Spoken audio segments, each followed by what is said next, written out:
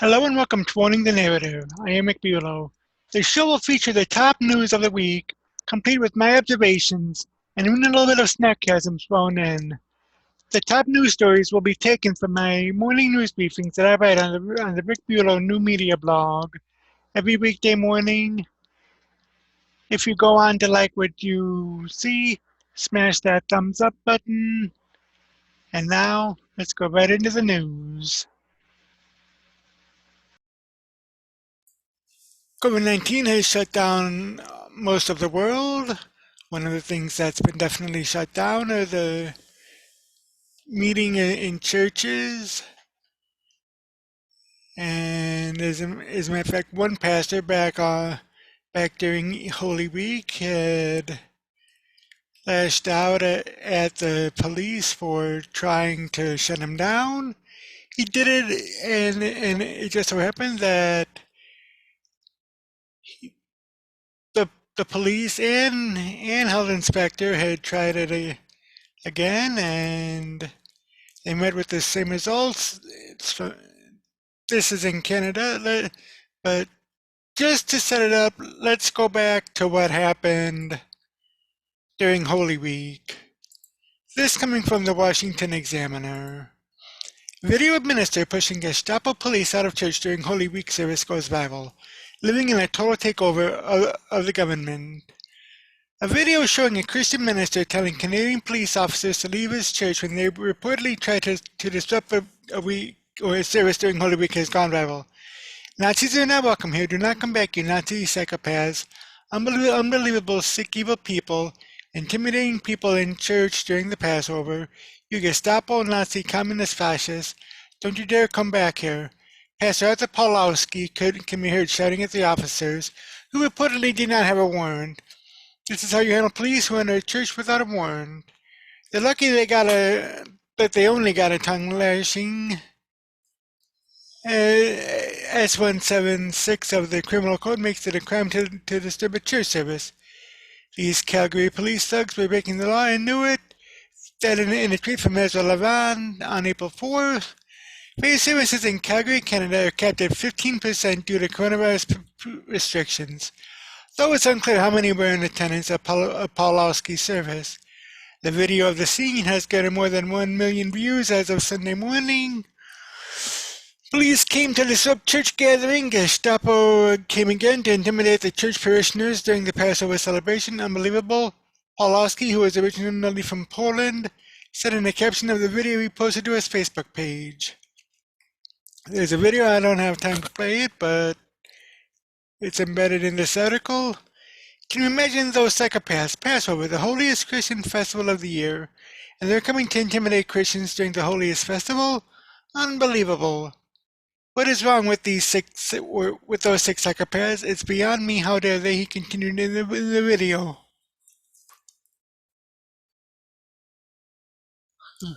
Unbelievable. We're living in a total takeover of the government with their thugs, goons, and brown shirts, the Gestapo wannabe dictators. Pawlowski said, coming to the church armed with guns and tasers and handcuffs to intimidate during Passover celebration. Well, I guess that's what it is. They want to enslave us all like the Egyptians did. They want to be the pharaohs of today. That's what they're doing. Unbelievable people, if you don't stand up, wake up. I don't know what will happen tomorrow. The officers were seen leaving the church after Pawlowski's urging. Some on social media pointed out that disrupting a church service is a crime in Canada. The Calgary Police Department did not immediately respond to the Washington Examiner's request for comment on the matter. Now, that's in Canada, where they don't have a First Amendment, right? At least I don't think. I mean, I've not read Canada's Constitution, so I don't really know about that, but yeah, it's interesting that had happened, and there's more on there's more about it. This coming from RT, which is Russia Today. Gestapo out. Watch Canadian cops chased out by enraged pastor after reportedly trying to stop Passover prayer. A controversial Canadian pastor has reported that he forced out 6 police officers who were said to have tried to stop an Easter service due to COVID-19 restrictions by repeatedly screaming out of this property at them. A video of the encounter spreading on social media showed the officers being confronted by a man who is obviously unhappy to see them. Please get out, immediately get out of this property, the cameraman tells them, repeating the same message again and again in an increasingly loud and agitated voice.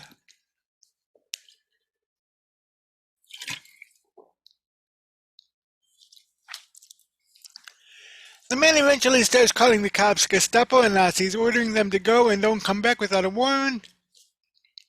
As the officers oblige and walk away, they're chased by more angry calls, unbelievable, sick, evil people, intimidating people in church during Passover.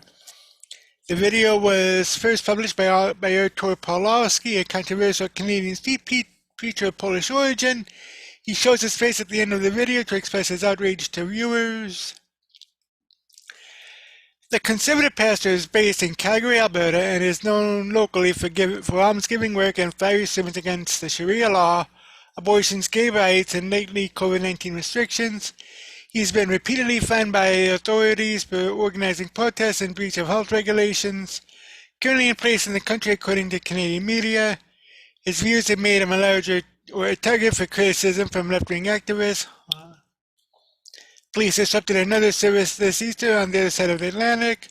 London police raided the Christ the King Polish Roman Catholic Church in Balham, forcing a Good Friday service to be cancelled. Video of the incident went viral and sparked condemnations, both in UK and in other nations.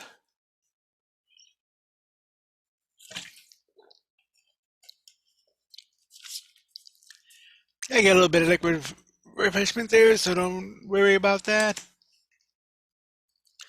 And this coming from Town Hall. No Gestapo here. Polish tosses Canadian police out of Good Friday church service. Update: police respond. This coming from Beth Bowman over at Town Hall again on April 4th.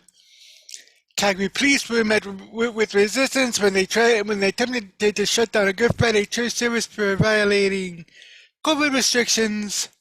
Artur Pawlowski, the pastor at the Cave of Adullam, told police to leave and not return until they have a search warrant in hand. You come back with a warrant, Pawlowski said. Out, out, out. Police were hesitant to leave, but the pastor wasn't backing down. Out of his property, you Nazis, Pawlowski shouted.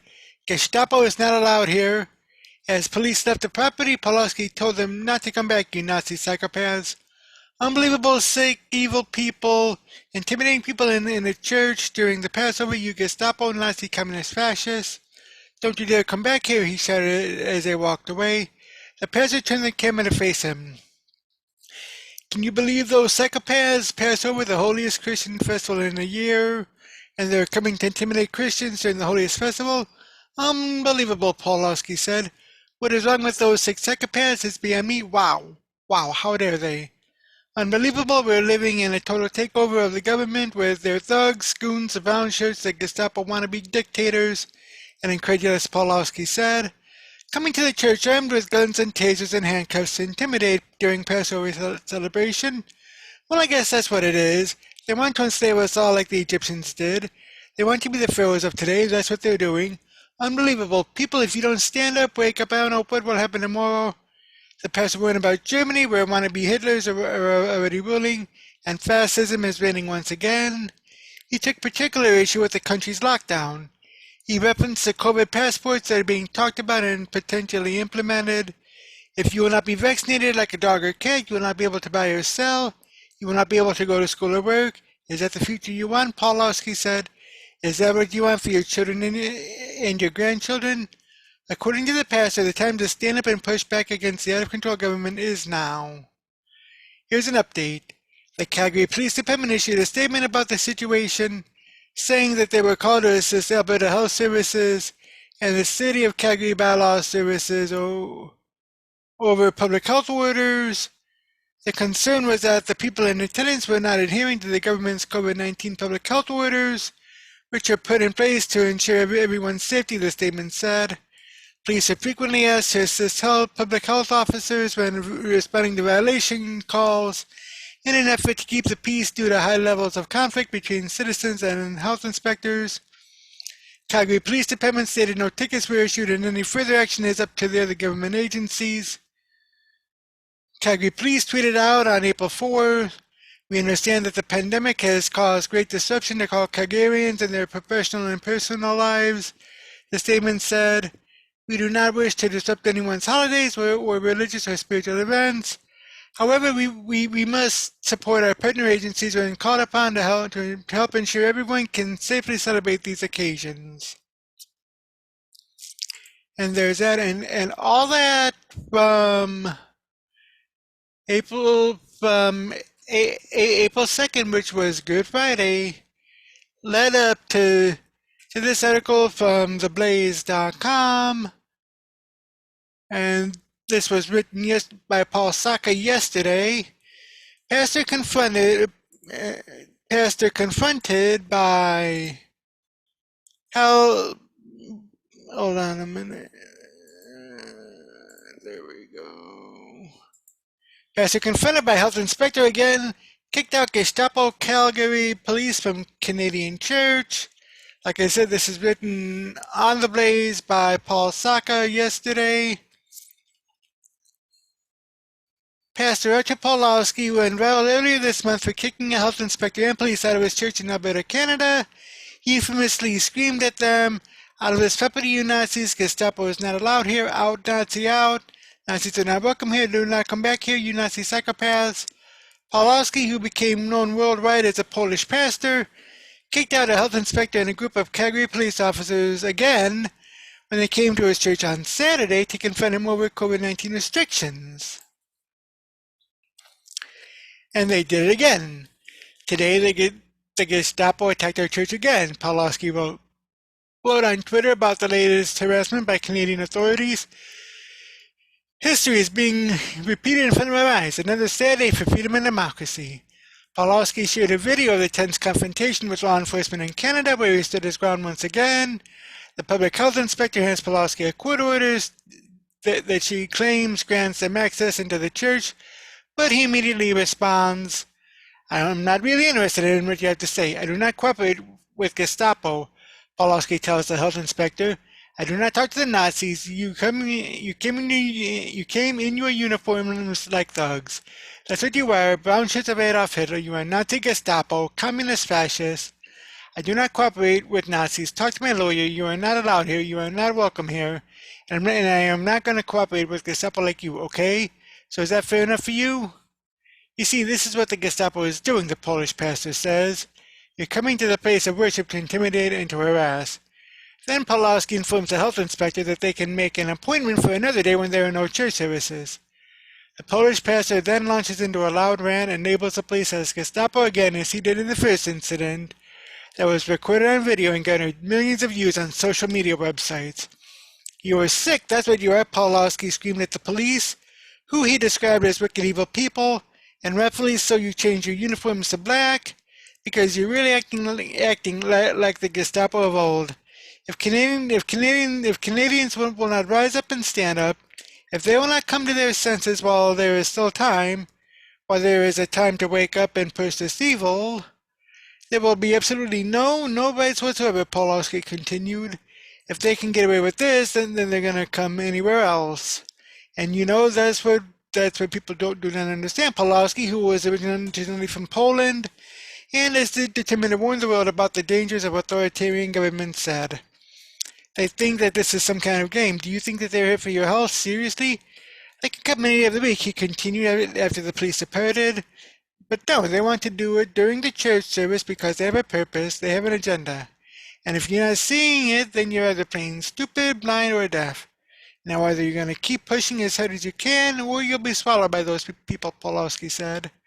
"They're going to keep coming, keep taking your rights one after another, destroying you by thousands of cuts, one cut at a time." Pawlowski, who has refused to stop church services during the pandemic, called the second visit by Canadian authorities sickening. And that's that. I mean, you know, good on this pastor. I mean, you know, some people do need to realize just what's happening, and you may agree with me on this, you may disagree with me on this. Leave a comment below and let's engage the conversation on this. But you know, you know, the government says that they're doing this for your good, but the government is there to serve and obey us, and not the other way around. So, I mean, it's just amazing and unbelievable just what is happening. So leave a comment below telling me what you think about this. Also, I'll leave a link to the articles in the description below so you can watch the video and judge for yourself. And I'll see you in the next video. The 2020 census was announced yesterday, and there's a lot to unpack, so let's get right into it. May do it today and tomorrow, because there is so much to unpack with this. This coming from Politico.com, and it says, Census surprise, Texas gains only 2 seats as shift to Sunbelt slows. This by Ali Mutnick and posted yesterday. The Census Bureau released long-delayed reapportionment numbers that reshuffled the 435 congressional districts among the 50 states for the next decade, locking in additional clout for the Sun Belt and siphoning away power from the Rust Belt. The apportionment numbers, based on the 2020 census, continue a decades-long shift of political power out of the Northeast and Midwest. As predicted, California, the nation's largest state, also saw its population grow slow enough that it lost a House seat for the first time. But elsewhere, the data brought it more than a few surprises. Texas, which had 36 congressional seats for the past decade, will elect 2 additional members of the House in next year's midterm elections. Florida's delegation will add a 28th seat. Both gain 1 seat fewer than expected. North Carolina, Colorado, Oregon, and Montana will each gain an extra seat. But Arizona did not pick up a seat despite pre-announcement forecasts showing the state adding a 10th district. Meanwhile, New York will shed 1 of 27 districts in next year's elections. Illinois, Michigan, Pennsylvania, Ohio, and West Virginia are each also dropping 1 seat. Minnesota was expected to lose a seat, but snagged the last one up for grabs, besting New York by just 89 residents, according to the Census Bureau's formula. Meanwhile, Rhode Island avoided dropping to 1 at-large district, a huge relief to its 2 Democrat incumbents. The announcement solidifies the playing field for the upcoming redistricting, and the stakes couldn't be higher. Democrats have just a 5-seat advantage, the narrowest congressional majority in decades, and the GOP could easily close that gap by drawing favorable new maps in key states.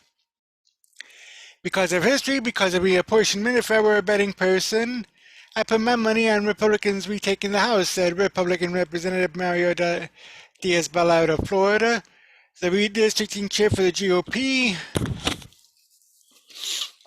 Democrats have spent the last decade trying to climb out of the hole they found themselves in the last redistricting. After the 2010 midterm wave gave the GOP good control of state governments, Republicans drew a new round of favorable maps in nearly all the key states that catapulted them into the majority for 8 years until a massive political realignment spurred by Donald Trump's election unlocked seats for Democrats that were once out of reach. Over the decade, Democrats have tried to push their way back into the decision-making rooms or take the map drawing out of the partisan realm entirely. They now control governors' mansions in Pennsylvania, Wisconsin, and Kansas, and new independent redistricting commissions could improve their odds in Michigan and Colorado.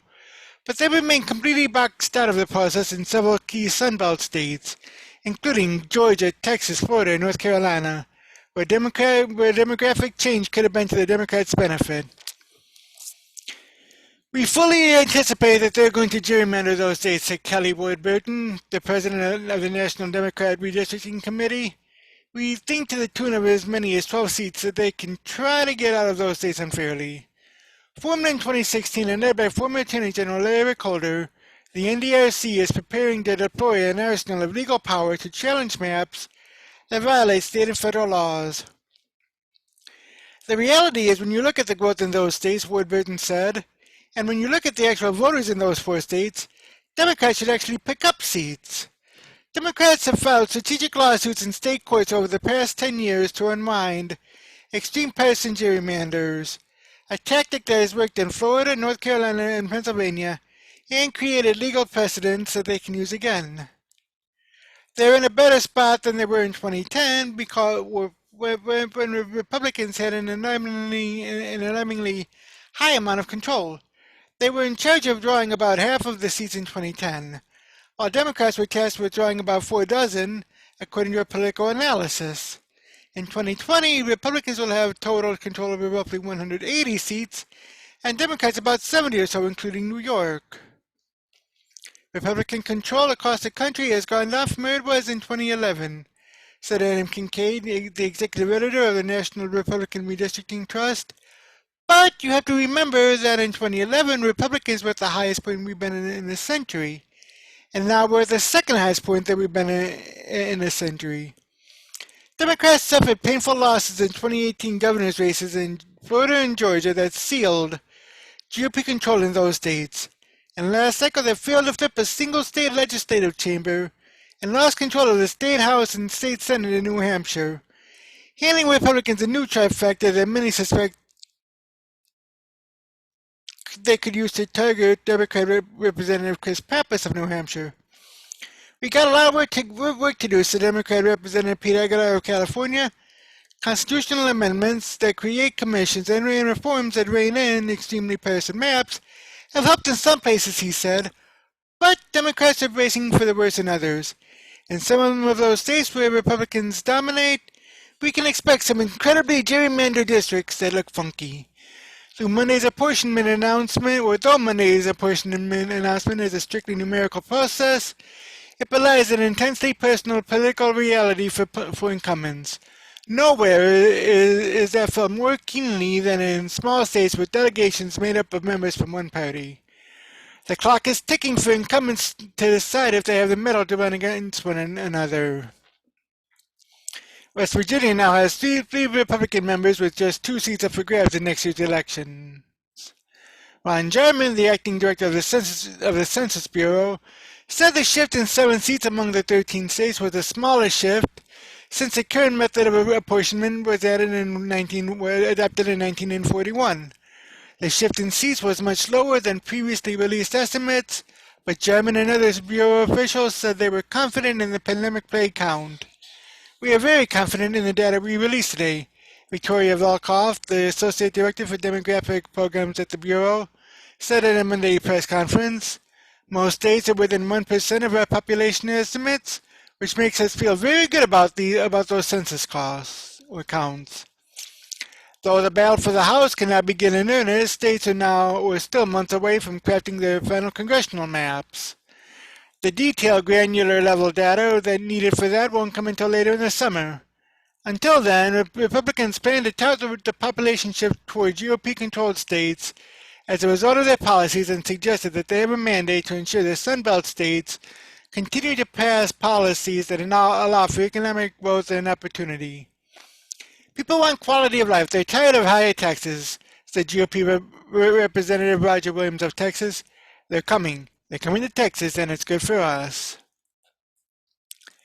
And that's true. I mean, I think this battle is definitely going to be and prove it interesting, and as a matter of fact, over at Nate Silver's 538, he has a big winners and losers for state-wise for this.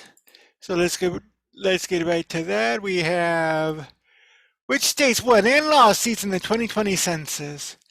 The political balance of the 50 states was just reweighted. On Monday afternoon, the U.S. Census Bureau announced how many seats each state will have in the U.S. House for the next 10 years, a once-in-a-decade process called Re-Apportionment.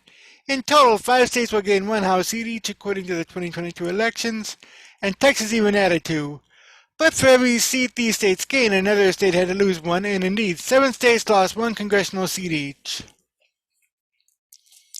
And you can see that the states that gained seats were Texas with 2, bringing them up to 28. Florida with 1, bringing it to 28. North Carolina also 1, bringing it to 14. Colorado with 1, bringing it to 8. Oregon in the Northwest with 1 bringing it up to 6. And Montana loses its at-large representation and now has 2 seats. States that lost seats: California lost a seat, bringing it down to 52. New York lost a seat, bringing it down to 26. Illinois and Pennsylvania each lost a seat, bringing them down to 17. Ohio lost a seat, bringing it down to 15. Michigan lost a seat, bringing it down to 13. And West Virginia lost a seat, bringing it down to 2. Overall, the gains and losses following the 2020 census largely continue a pattern in recent decades, whereby states in the Midwest and Northeast have lost seats because their population growth has stagnated, while states in the South and West have mostly gained seats because their populations have boomed. There is one exception to this overarching trend. California actually lost ground for the first time in its history. The southward and westward migration of congressional seats will, of course, affect the balance of power between Democrats and Republicans. With legislatures and commissions all over the country about to draw new congressional maps, states where Republicans have full control of the redistricting process added 2 seats on net, 4 seats gained, 2 lost. Meanwhile, the few states where Democrats wield the redistricting pen subtracted 1 seat on net, 1 gained, 2 lost. States with independent redistricting commissions or where the 2 parties share redistricting power also had a net of lost a net of 1 seat. 2 gained, 3 lost.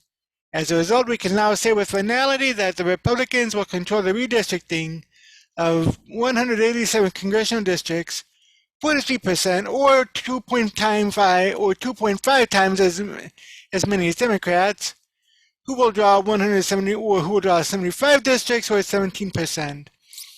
There are also 167 districts, 38%, where neither party will enjoy exclusive control over redistricting, either because of independent commissions or split partisan control.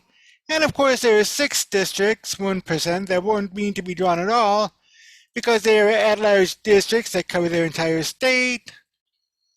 But just because most of the states that are gaining seats are red and most of the states that are losing them are blue does not necessarily mean that the reapportionment will help Democrats in the House at least. That's because many of the fastest growing areas of red states are increasingly Democrat, so it matters a lot how the new districts will be drawn.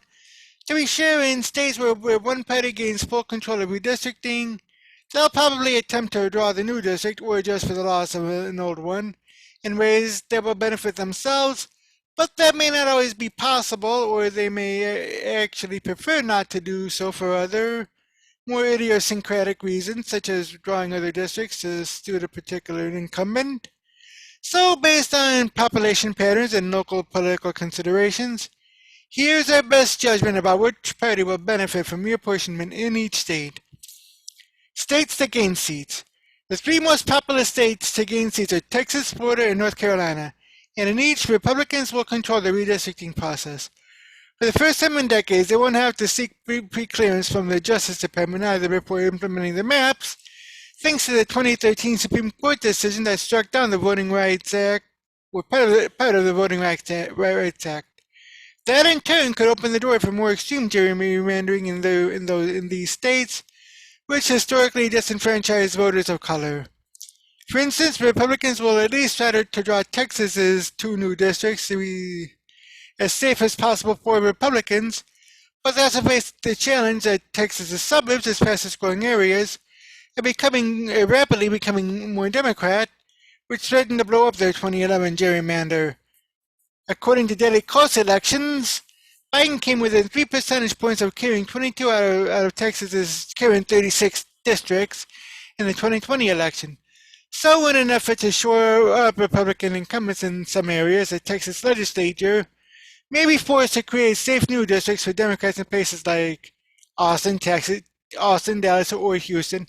But even if one or both of the new seats are blue, Texas's map will still likely benefit Republicans overall, perhaps more than their current 23-13 advantage, muddying the question of which party truly benefits from reapportionment here. Meanwhile, in Florida, Republicans could expand the GOP's present 16-11 seat advantage by drawing a new Republican seat, but in doing so, they may also cut into Democrat-controlled seats that are not all overwhelmingly blue, such as Representative Stephanie Murphy's Ohio-based seat or Representative Charlie Crist's Dallas or Tampa Bay area seat. It's plausible that the state's new district could be drawn from one of those regions too, as both have grown more than most other parts of the state in the past decade. As for North Carolina, Democrat Governor Roy Cooper has no say in redistricting, so the GOP-led legislature could try to draw an aggressive gerrymander to improve the party's 8-5 edge. However, the three most overpopulated areas are all urban-suburban seats won by at least 30 percentage points. That means the Republican line drawers will have to balance trying to add GOP-leaning seats while also not accidentally drawing too many potential Democrat voters into Republican-held districts, which could eventually cause them to flip if more densely populated areas trend further to the left. Notably, the state Supreme Courts in Florida and North Carolina both ordered at least partial redistricting that weakened Republican-drawn maps in the last decade. However, GOP judicial election wins and appointments since then may reduce the likelihood that those state courts will interfere with any future Republican gerrymandering attempts. Meanwhile, out west, Colorado and Montana will use commissions to draw their new congressional maps, which should limit partisan gerrymandering, but also makes it harder to say which party will benefit from new lines. Colorado is using a redistricting commission for the first time, but it's had a dramatic step with its voters voting unanimously to remove the commission chair after he made comments questioning the validity of the 2020 election outcome. As for the state's new district, it will likely be drawn somewhere in the Denver region, where most of Colorado's growth has occurred. Meanwhile, Montana must decide how to draw its new lines, having gained a second congressional seat for the first time in 30 years. The most logical arrangement is to split the state into eastern and western halves, an outcome that has upside for both political parties. Both states would probably still favor Republicans given the red hue of the state, meaning that in most cases the GOP would gain a seat in the Big Sky country, but the western seat might actually be somewhat competitive thanks to liberal cities like Missoula and Bozeman, so in some scenarios Democrats could actually add to their ranks. Finally, unusual circumstances make it hard to predict the partisanship of Oregon's 6th seat. Although it wouldn't be hard to draw a 5-1 gerrymander of the state, Democrats recently agreed to give Republicans an equal say on the legislature's redistricting committees.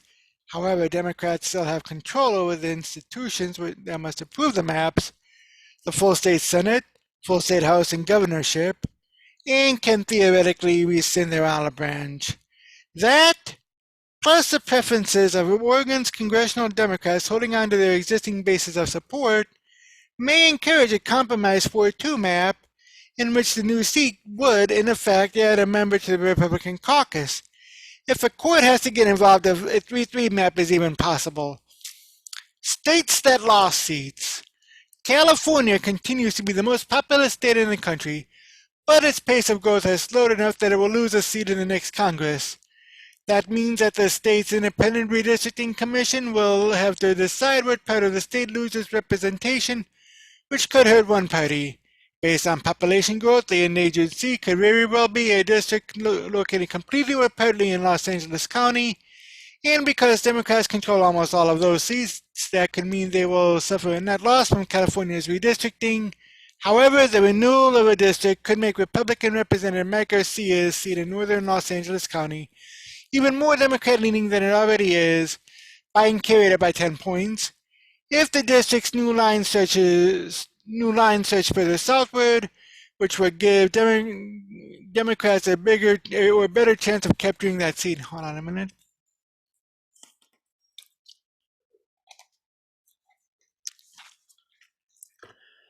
New York and Illinois are two other blue states that lost one district each.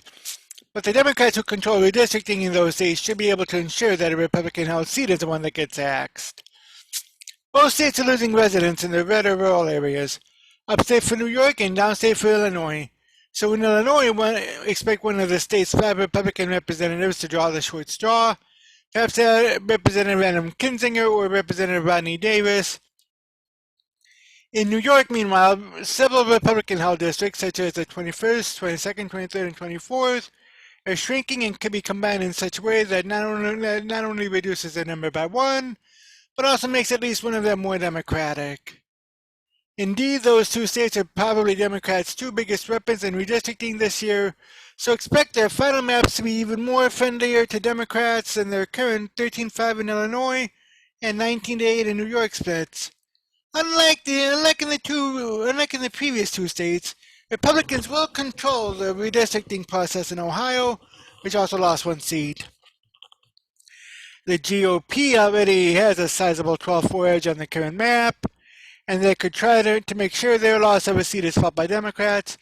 Leading contenders for removal are possibly the districts held by Democrat Representatives Marcy Kaptur, 9th District, and Tim Ryan, 13th District, the latter of whom is running for Senate anyway. However, Republicans will be at least a little constrained by redistricting amendments that voters passed in 2015 and 2018. To pass a map that will last the entire decade, the GOP-controlled state legislature will need at least a little buy-in from Democrats there. Otherwise, it will only stay in effect for 2 terms and will need to be redrawn. Additionally, there are new limits on how counties or cities and counties can be split. Nevertheless, Ohio is so red outside of the big cities of Columbus, Cleveland, and Cincinnati that Ohio Republicans can draw a highly favorable map without breaking the rules governing the splitting of localities. 2 other states in the Frost Belt will also lose a seat, but their new maps will be drawn either by a divided government or a commission. In Pennsylvania, the Republican-controlled legislature could butt heads with Democratic Governor Tom Wolf, which could bring the Democratic-controlled state Supreme Court into the line-drawing process. However, it's unclear exactly which party is most likely to lose a seat, as broad swaths of the state outside of its southeast region have seen stagnant growth or even population loss. Meanwhile, Michigan is another state utilizing a redistricting commission for the first time, which should not minimize partisan gerrymandering. Still, Michigan will lose a seat, and because Wayne County has shrunk over the past decade, there's a good chance that a seat in the Detroit area will be on the chopping block.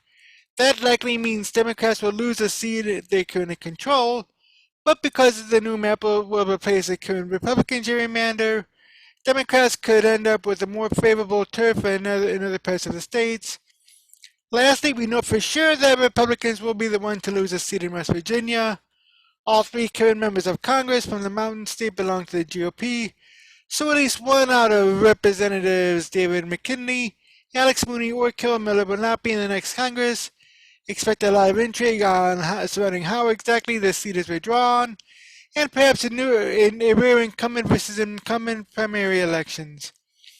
Of course, we're a long way from knowing the full political ramifications of redistricting, as the other 31 states that didn't lose or gain a seat and will have more than one representative will also have to redraw their congressional lines. We also don't know how the 13 states we have examined here will draw their maps, but today's announcement of the reapportionment numbers marks the first step toward knowing what the lay of the land will be ahead for the 2022 election. And there's this from the Epoch Times. U.S. Census hands more House seats to Republican strongholds, Texas and Florida. Texas, Florida, and North Carolina are among the states that will gain congressional seats based on new population data from the U.S. Census, a shift that could boost Republican chances of recapturing the House of Representatives from Democrats in next year's midterm elections. The overall U.S. population stood at 331,449,281, the Census Bureau said on Monday, a 7.4% increase over 2010, representing the second slowest growth of any decade in history. The release of the data, delayed for months due to the coronavirus pandemic, sets the stage for a battle over redistricting that could reshape political power in Washington during the next decade. States use the numbers and other census data to redraw electoral maps based on where people have moved. Under the U.S. Constitution, the 435 seats in the House and the votes in the Electoral College that select the president every 4 years are divided among the 50 states based on population, with every state receiving at least one congressional seat. The seats are reallocated every 10 years following the decennial census count. The shift in seats reflects broader population trends that have seen the South and West grow more rapidly than the Northeast and Midwest for decades.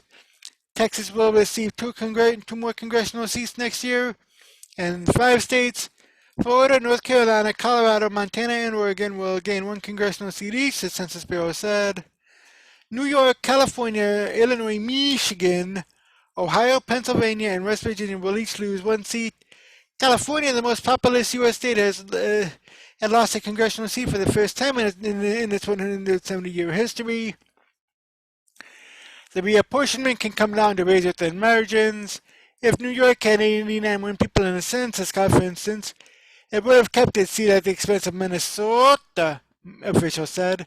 The gains for states such as Texas, North Carolina, and Florida, where Republicans control their legislatures, could be enough to erase Democrats' current narrow majority in the House. Republicans in those 3 states have in the past engaged in aggressive gerrymandering, the practice by which maps deliberately are deliberately withdrawn to benefit one party over another. I'd expect just from reapportionment the Republicans win a few seats, said Kyle Kondik, an election analyst at the University of Virginia. Republicans only need to flip 5 seats in 2022 to retake the House. Every state uses the census data to redraw lines both for districts and thousands of state legislative seats in the process known as redistricting. That work cannot be completed until the census releases more precise block-by-block data, which is slated for September. The delay has raised concerns that states will be forced to rush through the complicated process of redistricting ahead of the next decades, or rather the next elections. The U.S. Supreme Court ruled in 2019 that federal courts have no power to restrict political gerrymandering, although racial gerrymandering, which aims to curb the political power of specific racial or ethnic groups, remains unlawful. The 4 most populous U.S. states, Texas, Florida, and New York, along with California, have more than 110 million residents combined and will hold about 1/3 of the House seats. The shift of 7 seats among 13 states was the smallest number of seats moving among states in any decade, since the current method of calculating them was adopted in 1941, officials said.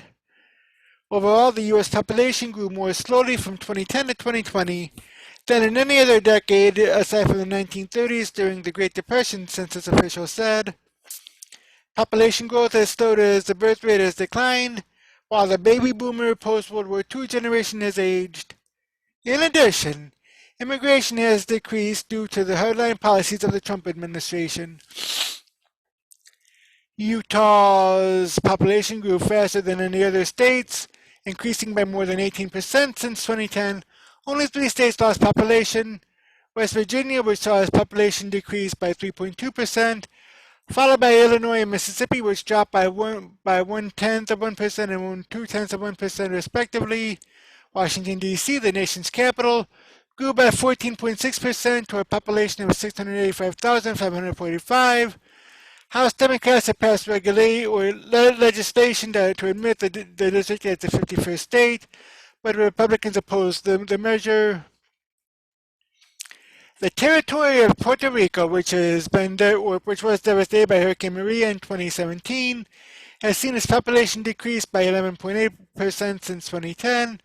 Wyoming remains the least populated state with 576,851 residents. Now, keep these numbers in mind. 331,449,281. Also keep in mind, 435 seats in the House. I'll get more into that tomorrow because I've done a little calculating as to how many, as to what the representation each house member represents among the overall U.S. population. Keep that in mind. Come back tomorrow. I shall bring that out. But there's this from Conservative Daily News. Census Bureau announces states in the South and Northwest pick up congressional seats. This is by Andrew Trunsky. Texas and Florida are slated to gain congressional seats during the decennial redistricting process, while California and New York are set to each lose one. The U.S. Census Bureau announced Monday.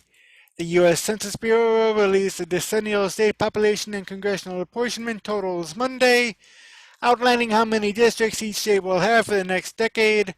The data also determines how many electoral college votes each state will have through 2032, and allocates how federal money is distributed to each state for schools, roads, and other public projects. The release was originally scheduled for December, but faced delays due to the coronavirus pandemic and the Trump administration's unsuccessful effort to exclude non-citizens from the count. The official population for the United States is 331,449,281, the Bureau said during its presentation. And the southern and western U.S. grew faster than the Northeast and Midwest. Utah's population increased by 18.4% over the past decade, the highest rate of any state in the country, while West Virginia's population decreased by 3.2%, the highest decrease of any state. The winners. Texas is a state to gain 2 congressional seats, the Bureau said, bringing its total to 38, and its number of electoral votes to 40. Florida is set to gain 1 congressional seat, bringing its total to 28, and its electoral votes to 30. Oregon, Montana, Colorado, and North Carolina will each gain an additional seat, fueled by population growth across the Sunbelt and northwestern U.S. Montana is the only state in the country to go from 1 to 2 congressional districts, giving Democrats a possible competitive seat depending on how the districts are drawn by a bipartisan commission. Most forecasters agree that Republicans, however, have the advantage of going into redistricting. The GOP has complete control over the process in Texas, Florida, and North Carolina, where combined 84 seats could be at play. Colorado has an independent commission in charge of its redistricting process, meaning that the event of a partisan gerrymander should be less likely. While Democrats control redistricting in Oregon, they recently reached an agreement with Republicans in the legislature to give them more say in the process. The losers. In the Rust Belt, Illinois, Michigan, Ohio, West Virginia, and Pennsylvania each lost a seat due to slower population growth compared to states in the South and West. California is also set to lose a seat for the first time since it became a state in 1850, and New York is also set to lose a congressional seat as well, lowering its number of House seats from 29 to 28. Looking at the data released Monday is just preliminary, and the detailed counts needed to redraw districts will not arrive until the end of September. However, the partisan makeup of the House of Representatives is the closest that it's been in decades, meaning that any one change could tilt the balance of power. Some forecasters have predicted that redistricting alone could give Republicans enough seats to take back the House majority, possibly stonewalling President Joe Biden's agenda even if Democrats gain seats in the 2022 Senate map with multiple pickup opportunities. Now, like I said, keep them in mind because in tomorrow's video I will explain just what the Constitution says about about the census. Also, just what the actual representation number is before, I want to say it was 1915 or so, when the U.S. House was frozen at 435 seats. But leave a comment below what you think about the census data. You know, are you in a state that gained a seat? Are you in a state that lost a seat? You know, how do you feel about that? And I'll see you in the next video. Yesterday I brought up a little bit about the census apportionment for 2020, and I have a little more today on that. As a matter of fact, let's go to census.gov and get their assessment on it. This is the 2020 Census Apportionment Results Delivered to the President, released on Monday. The U.S. Census Bureau announced today that the 2020 census shows the resident population of the United States on April 1st, 2020 was 331,449,281. The U.S. resident population represents the total number of people living in the 50 states and the District of Columbia. The resident population increased by 22,703,743, or 7.4%, from 308,745,538 in 2010. The American public deserves a big thank you for its overwhelming response to the 2020 census, Secretary of Commerce Gina Raimondo said. Despite many challenges, our nation completed a census for the 24th time. This act is fundamental to our democracy and a declaration of our growth and resilience. I also want to thank the team at the U.S. Census Bureau, who overcame unprecedented challenges to collect and produce high-quality data that will inform decision-making for years to come. We are proud to release these first results from the 2020 census today. These results reflect a tireless commitment from the entire Census Bureau team to produce the highest quality statistics that will continue to shape the future of our country, Acting Census Bureau Director Ron German said. And in a first for the Census Bureau, we are releasing data quality metrics on the same day we're making the resident population counts available to the public. We are confident that today's 2020 census results meet our high data quality standards. The new resident population statistics for the United States, each of the 50 states, the District of Columbia, and Puerto Rico are available on census.gov. The most populous state was California at 39,538,223. The least populous was Wyoming, 506,851. The state that gained the most numerically since the 2010 census was Texas, up 3,999,994 to 29,145,505. The fastest growing state since the 2020 census was Utah, up 18.4% to 3,271,616. Puerto Rico's resident population was 3,285,874, down 11.8% from 3,725,789 from the 2010 census. In addition to these newly released statistics, today Secretary Raimondo delivered to President Biden the population counts to be used for apportioning the seats in the U.S. House of Representatives. In accordance with Title II of the U.S. Code, a congressionally defined formula is applied to the apportionment population to distribute the 435 seats in the U.S. House of Representatives among the states. Keep that in mind, because I'm going to be talking a little bit more about this and show you what I had done in a few minutes. The apportionment population consists of the resident population of the 50 states, plus the overseas military and federal civilian employees and their dependents living with them overseas, who could be allocated to a home state. The populations of the District of Columbia and Puerto Rico are excluded from the apportionment population because they do not have voting seats in Congress. The counts of overseas federal employees and their dependents are used for apportionment purposes only. After the 1790 census, each member of the House represented about 34,000 residents. Since then, the House has more than quadrupled in size, from 105 to 435 seats, and each member will represent an average of 761,169 people based on the 2020 census. Texas will gain 2 seats in the House of Representatives. 5 seats will gain 1 seat each, that being Colorado, Florida, Montana, North Carolina, and Oregon. 7 states will lose 1 seat each. California, Illinois, Michigan, New York, Ohio, Pennsylvania, and West Virginia. And the remaining states' number of seats will not change based on the 2020 census. Upon receipt of the apportionment counts, the President will transmit them to the 117th Congress. The reapportioned Congress will be the 118th, which convenes in January 2023. Our work doesn't stop here, added Acting Director Jarman. Now that the apportionment counts are delivered, we will begin the additional activities needed to create and deliver the redistricting data that were previously delayed due to COVID-19.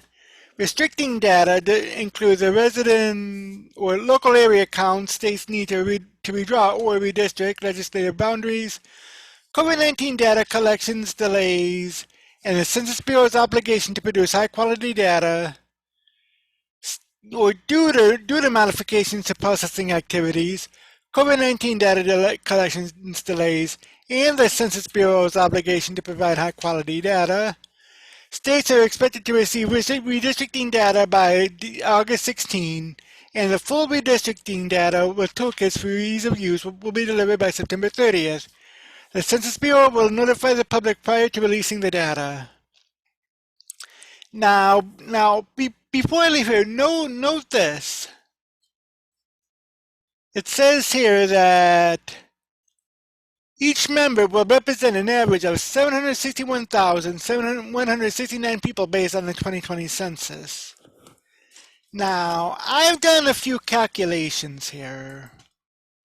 And according to the Constitution, it says in Article 1, Section 1, paragraph, hold on a minute, I'm looking here. Article 1, Section 2, paragraph 3, the number of representatives from each state will be apportioned according to population. And it says, a census of the population of each state shall be taken within 3 years after this Constitution is adopted, and every 10 years thereafter. And it says, to avoid having too many members in the House of Representatives, each congressman must represent at least 30,000 people. This is from W. Cleon Skouson's book, The Making of America. Now, keep the number in mind, at least 30,000 people. Article 1, Section 2, Clause, Article 1, Section 2, Clause 3 says, the number of representatives shall not exceed 1 for every 30,000, but each state shall have at least 1 representative.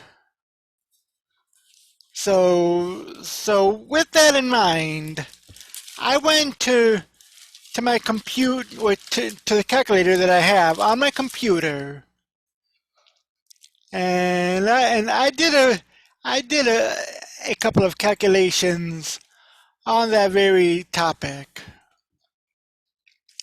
And as soon as I pull up the computer, or pull up the calculator, here we are. Here we go. And I'll pull this up on the share as well. Okay, so we had 331 million. Oops. Okay, so we had 331 million 449,000.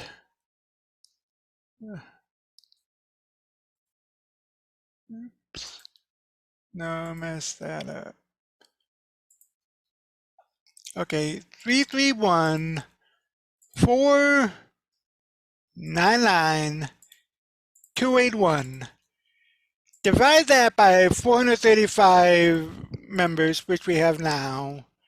That comes out to 762,067 people, which is definitely 1,000 or almost 1,000 or rather 900,000 more than anticipated here. Now, for the 30,000, let's do the 331, 449, 449, 281 again.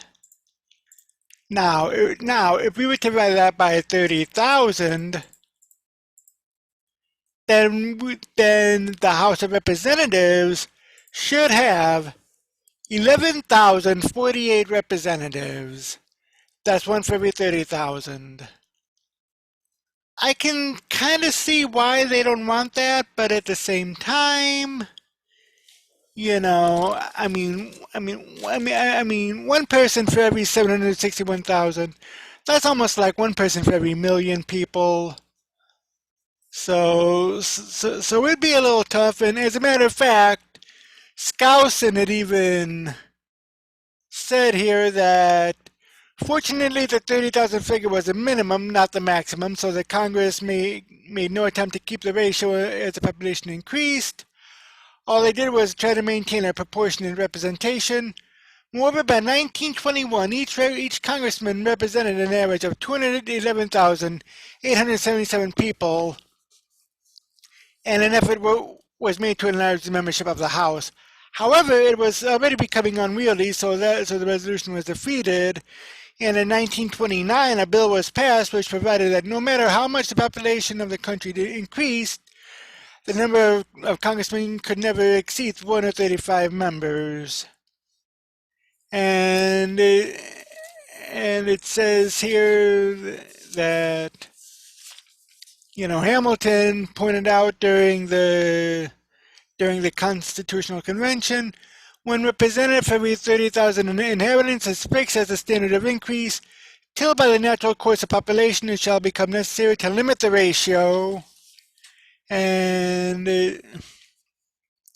Madison said nothing can be more fallacious than to found our political calculations on arithmetical principles. 60 or 70 men can be or maybe more popularly trusted with a given degree of power than 6 or 7. And he goes on to say, because this is under when bigness is not beautiful. Had every Athenian citizen been a Socrates, every Athenian assembly would still have been a mob.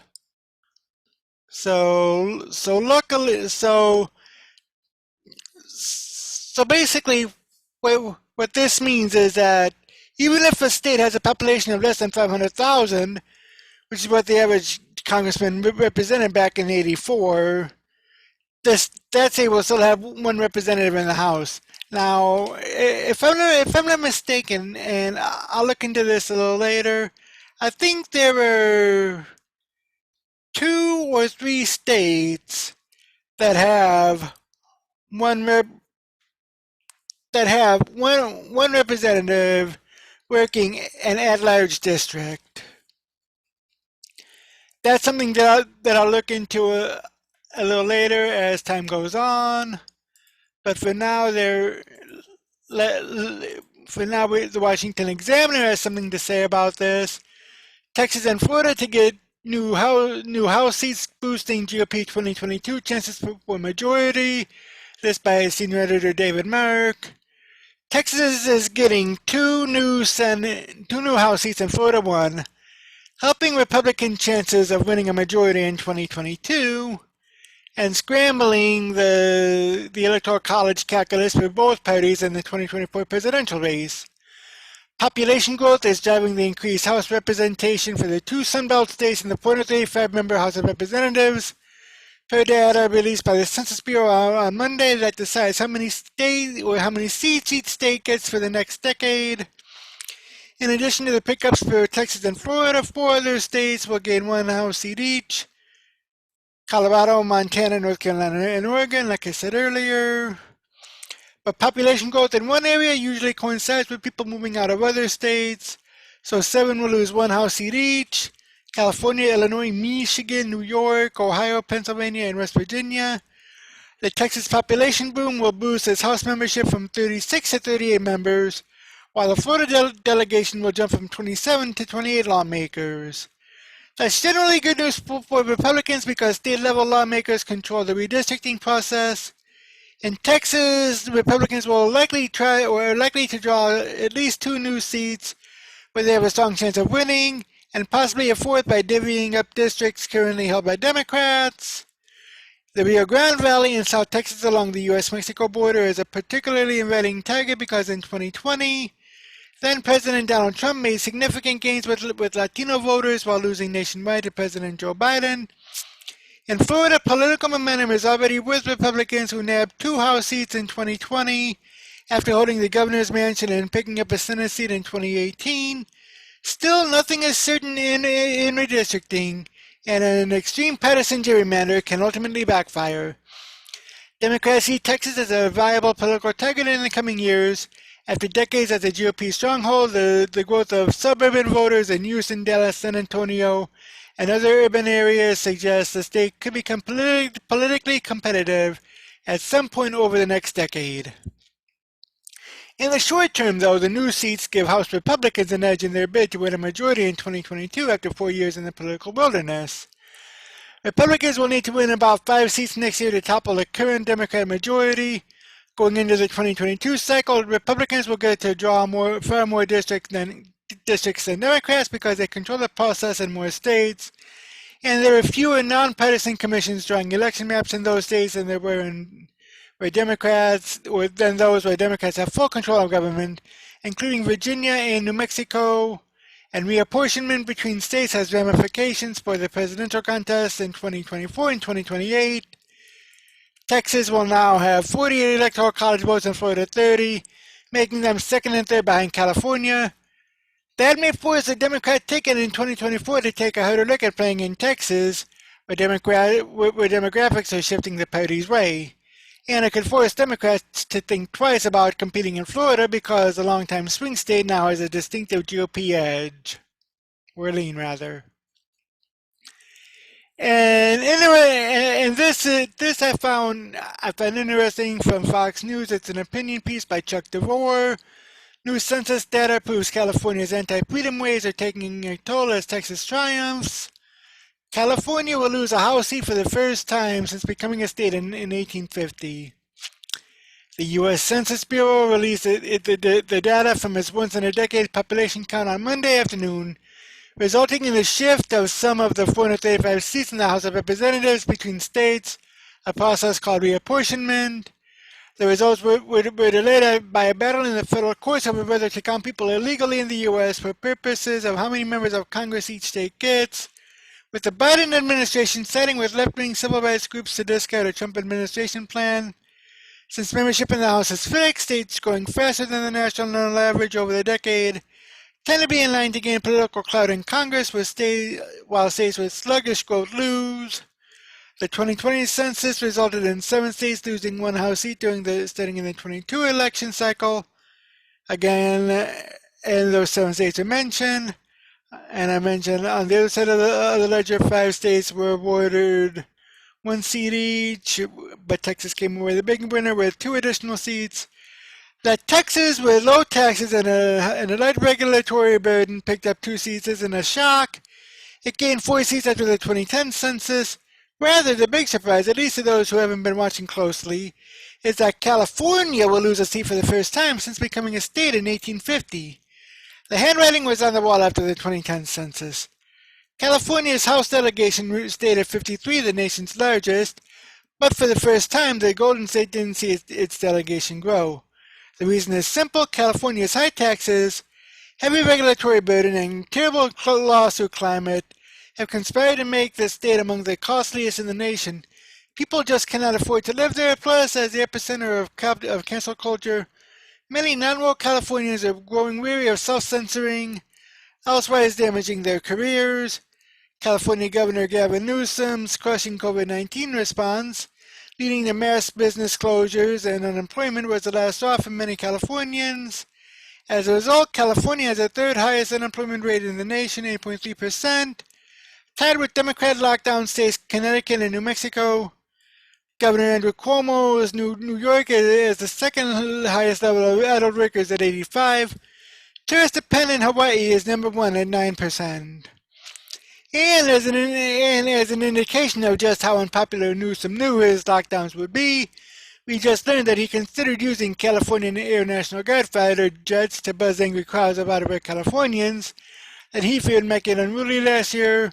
More than 2.1 million Californians channeled their frustration into sending a recall petition to force Newsom out of office as early as mid-November. Just after a summer of power blackouts due to the state's overdependence on periodic solar power and unreliable wind. What U-Haul charges to rent a truck to move to another state is one real-time indication of the imbalance of people migrating. Because an empty truck doesn't drive itself back to California, the DIY moving company must pay people to reposition its fleet. As a result, renting a 26-foot truck from Austin to Silicon Valley will set you back $1,084. But moving from the once Golden State to the Lone Star State will cost the new Texan $5,896, more than 5 times as much. The highest that ratio has been in a decade. But there may be a silver lining for California. The Biden administration's plans to move ahead with expensive energy regulations and higher taxes will mean that moving to Texas or Florida won't be as attractive, since Biden and Harris aim to use executive powers and regulation to impose California's self-inflicted misery worldwide. And that from Chuck DeVore, which I find to be interesting, and it'll definitely be interesting to see just what Biden and Harris aim to do and how California's misery will be spread worldwide or rather nationwide. And then there's this from Shipwreck Crew over at Red State. The reapportionment of congressional seats promised some surprises in the future. As was covered here by Red State on Monday, the U.S. Census Bureau released its determination regarding the reapportionment of House seats in the next U.S. Congress based on the results of the 2020 census. And I had already mentioned who gains and loses seats.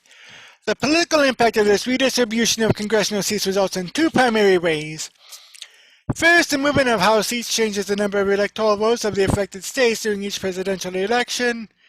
Second, changes made to district boundaries in the states gaining or losing seats can significantly impact the ability of one party or the other to prevail in House elections for those seats every 2 years.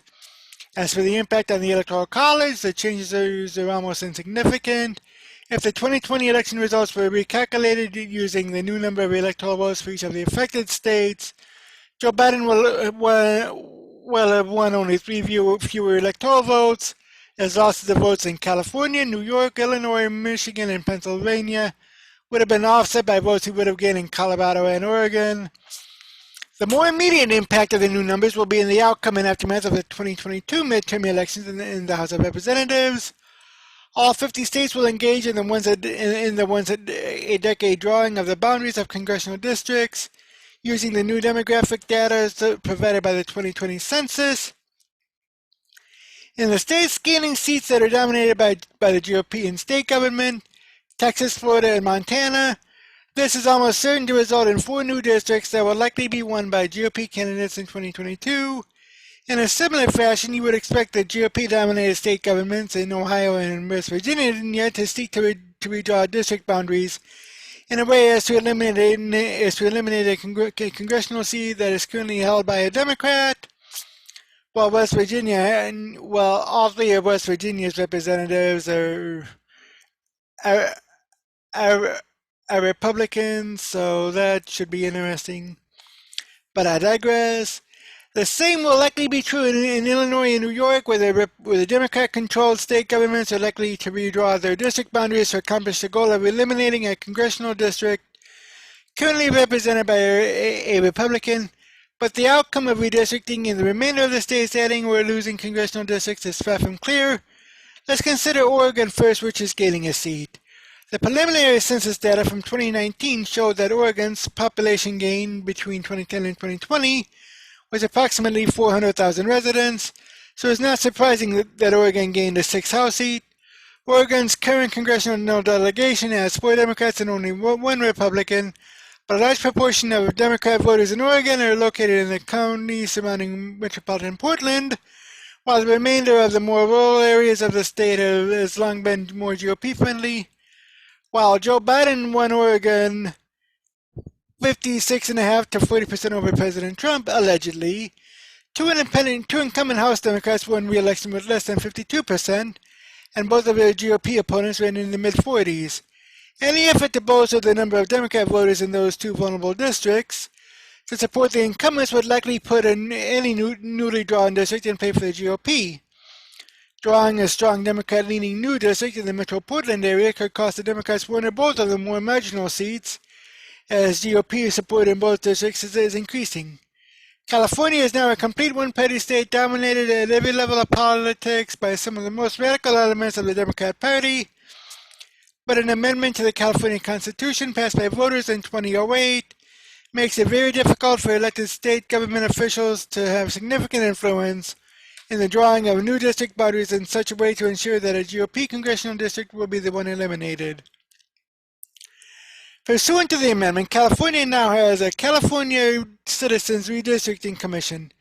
It comprises of 14 members, 5 registered Democrats, 5 registered Republicans, and 4 members expressing no party preference. The members were part of an applicant pool of 60 registered voters. Legislative leaders from each party were allowed to reduce the size of the applicant pool by striking individual members. Once the pool was reduced, 4 Democrat members and 4 Republican members were picked by lottery from the remaining pool. Those 8 commission members jointly selected the 4 members expressing no party preference. The commission members will work with commission staff to draw new congressional boundaries for any map to be approved. A majority of each of the 3 subgroups in the commission must vote in favor.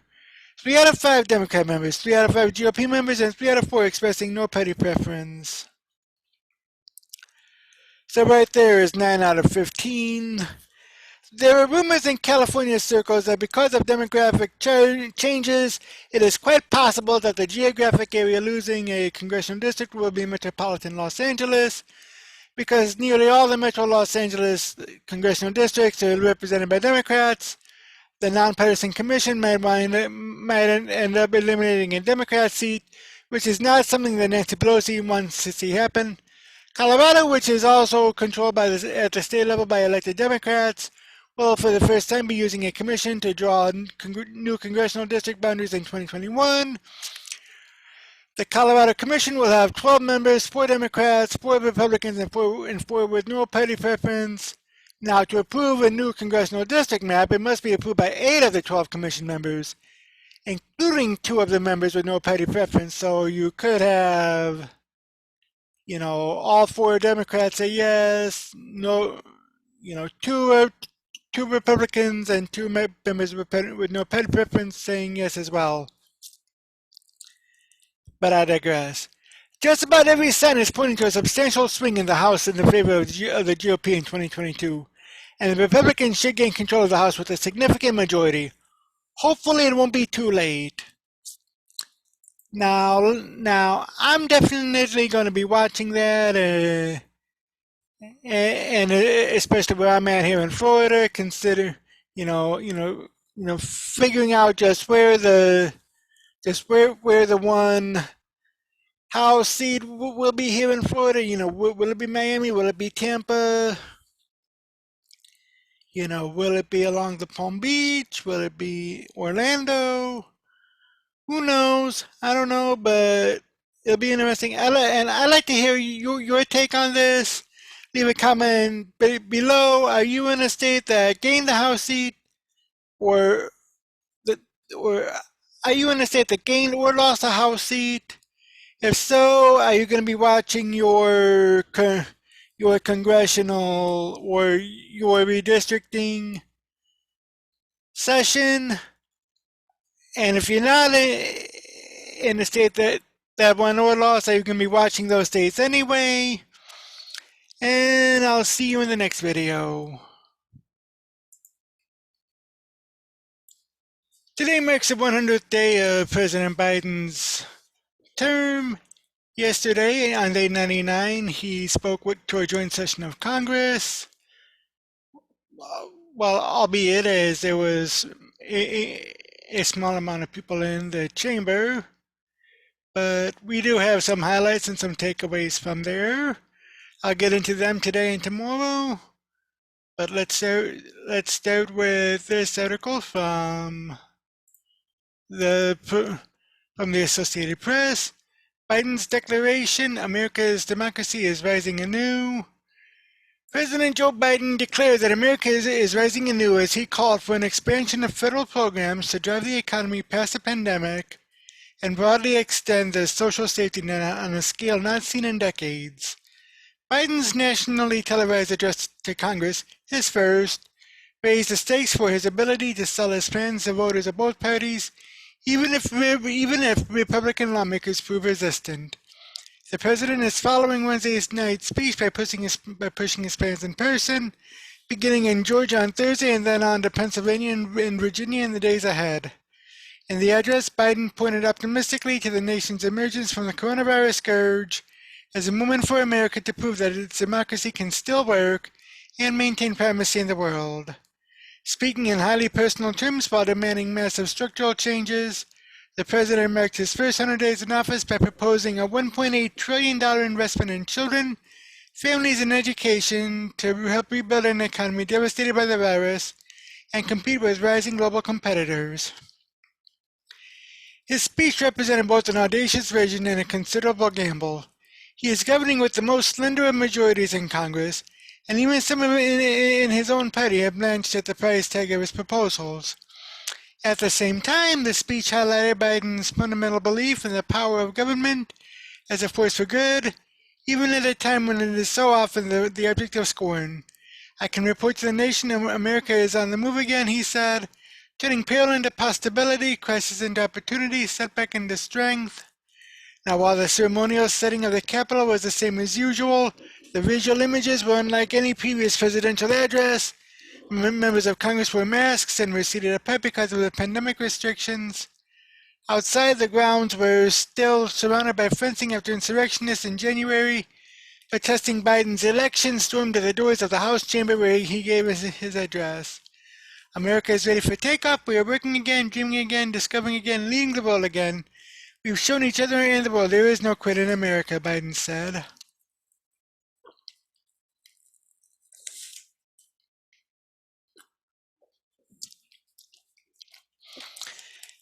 Now, this year's scene at the front of the House chamber also had an historic look. For the first time, a female vice president, Kamala Harris, was seated behind the chief executive, and she was next to another woman, House Speaker Nancy Pelosi. The first oration came as Biden greeted Madam Vice President. He added, "No president has ever said those words from this podium, and it's about time." The chamber was so sparsely populated that individual claps could be heard echoing off the walls. Yet Biden said, "I have never been more confident or more optimistic about America. We have stared into an abyss of insurrection and autocracy, of pandemic and pain, and we the people did not flinch." At times, the president plainly made his case for democracy himself. Biden demanded that the government take care of its own as a powerful symbol to the world of an America willing to forcefully allow its ideals and people, or forcefully follow its ideals and people. He confronted an issue rarely faced by an American president, namely that in order to compete with autocracies like China, the nation needs to prove that democracy still works after its predecessors' baseless claims of election fraud and the ensuing attack on the U.S. Capitol. Can our democracy overcome the lies, angers, hate, and fears that oppose the party? He asked. America's adversaries, the autocrats of the world, are betting it can't. They believe that we are too full of anger and division and rage. They look at the images of the mob that assaulted this Capitol as proof that the sun is setting on American democracy. They're wrong, and we have to prove them wrong. Biden repeatedly hammered home that his plans will put Americans back to work, restoring the millions of jobs lost to the virus. He laid out an extensive proposal for universal preschool, 2 years of free community college, $225 billion for child care, and monthly payments of at least $250 per parent.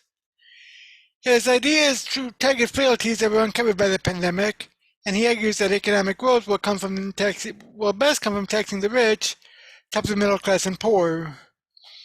Biden's speech also provided an update on combating the COVID-19 crisis he was elected to tame, showcasing hundreds of millions of vaccinations and relief checks delivered to help offset the devastation wrought by a virus that has killed more than 573,000 people in the United States. He also championed his $2.3 trillion infrastructure plan, a staggering figure to be financed by higher taxes on corporations. His appeals were often emotive and personal, talking about Americans needing food and medical assistance.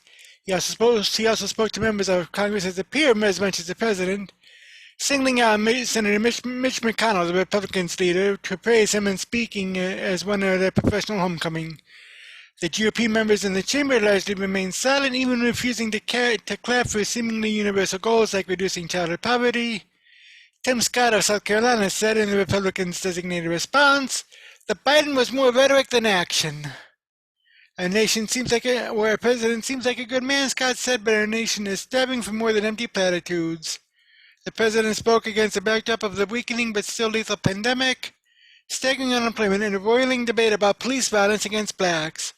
He also used his address to touch on the broader national reckoning over race in America, urging legislation be passed by the anniversary of George Floyd's death next month, and to call on Congress to act on the thorny issues of prescription drug pricing, gun control, and modernizing the nation's immigration system.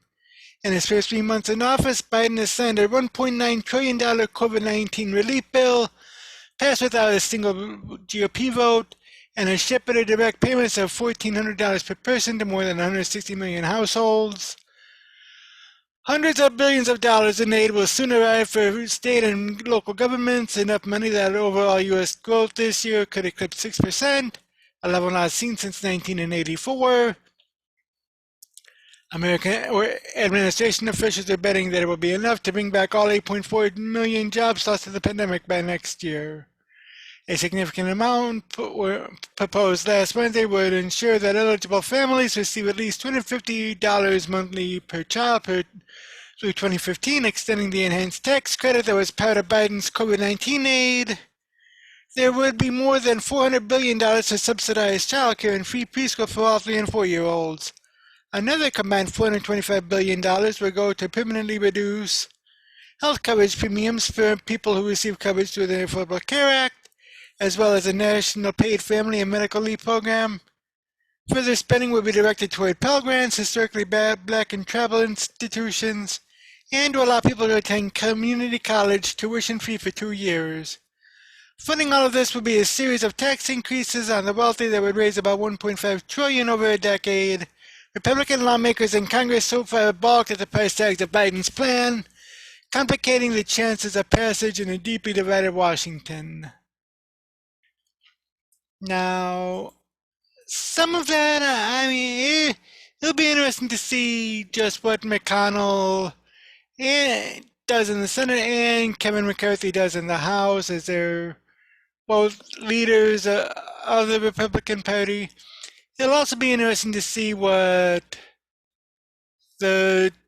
how some of the more centrist Democrats in the Senate, like I think Kirsten Sinema and Joe Manchin, go along with that as well.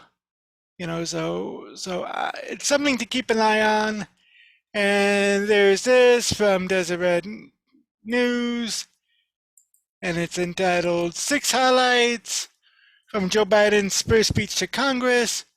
President Joe Biden delivered his first speech to a joint session of Congress on Wednesday night, sharing a video of America's future, one the country will experience once the COVID-19 pandemic has ended. Biden delivered the speech just days before he will reach his 100th days in office. Biden entered the White House amid surging COVID-19 case numbers and a struggling economy. Now the vaccine rollout has begun to combat the novel coronavirus in a major way and has led to a rebound in the economy. We watched the nearly 2-hour speech on Wednesday night. Here's a breakdown of what Biden said on a number of topics, a good roundup of what you might have missed if you decided not to watch the speech. You can read a full transcript of the speech at USA Today. Biden did change some wording throughout the night. Vice President Kamala Harris and Speaker Pelosi make history. One of the biggest moments from Biden's speech came before the speech even started. Vice President Kamala Harris and Speaker of the House Nancy Pelosi made history as the first women to lead the Senate and House during a presidential address, according to CNN. Biden also honored Pelosi and Harris together. Thank you all, Madam Speaker, Madam Vice President, he said from this podium. No president's ever said those words, and it's about time. So yeah, it's a pretty big deal to kick off the night. Biden hyped up the United States and democracy. Biden also ended his speech by promoting America and democracy. I can say with absolute confidence I've never been more confident or more optimistic about America, not because I'm president, because of what's happening with the American people. We've stared into the abyss of insurrection and autocracy, of pandemic and pain, and we the people did not flinch. He also pointed to the U.S. Capitol riots on January 6th as a sign that America has been under attack and that the soul of America needs to be restored. Number 3, Biden suggested that the U.S. is turning a corner on COVID-19. Biden talked about the novel coronavirus pandemic early in his speech. He mentioned a number of highlights about the vaccination of the country, listing a number of success points. He also called for the country to get vaccinated. After I promised we get 100 million COVID-19 vaccine shots into people's arms in 100 days, we were able to provide over 220 COVID shots in those 100 days. Thanks to all the help of all of you. Now after the 100 days, I can report to the nation America is on the move again. Today, 90% of Americans now live within 5 miles of a vaccination site. Everyone over the age of 16, everyone is now eligible to get vaccinated right now, by the way, so get vaccinated in America. Yes, Biden called for Democrats and Republicans to work together. Biden said the country needs to work together for democracy to function. He said working together will need to be the direction moving forward for the country to grow. And my fellow Americans, we must come together to heal the soul of this nation. My fellow Americans, we have to come together to rebuild trust between law enforcement and the people they serve, to root out systemic racism in our criminal justice system. At the very moment our adversaries were certain we would pull apart and fail, we came together united with light and hope. We summoned new strength and new resolve. Both Democrats and Republicans stood for Biden when he said the vast majority of police officers wear their badges and serve their communities honorably. Biden said white supremacy is terrorism. Biden didn't mince words when he addressed racism and white supremacy. Biden then recently spoke about George Floyd, the unarmed black man who died when Officer Derek Chauvin, who recently was convicted on murder charges, knelt on his neck for over 9 minutes. It was nearly a year ago before her father's funeral when I spoke with Jana Floyd, George Floyd's young daughter. She said, "Daddy changed the world." After the conviction of George Floyd's murderer, we can see how right she was if we have the courage to act. We have all seen the knee of injustice on the back of Black America. Now is our opportunity to make real progress. And there's a tweet from BuzzFeed News about those 2 quotes. Biden laid out a progressive platform for the economy. Biden spent a number of moments talking about the economy and jobs, highlighting his American Families Plan and the American Jobs Act. He said families need to keep their jobs and never have to worry about getting a paycheck. Wall Street didn't build this country, the middle class did, and unions built the middle class. No one should have to choose between a job and paycheck or taking care of themselves or a loved one, or a parent, spouse, or a child. Biden then talked about the need to tax wealthy Americans opposed to the middle class. My fellow Americans, trickle-down economics has never worked. I'm not looking to punish anybody, but I will add an additional tax burden to the middle class of this country. They're already paying enough. For too long, we have failed to use the most important word when it comes to meeting the climate crisis: jobs. Jobs. For me, when I think of climate change, I think jobs. Now, some of that actually, I did not see the speech yesterday. However, I will be going over the transcript sometime this weekend, and probably giving my own 2 cents on it, probably in a separate video or in Monday's weekend review video, so stay tuned for that.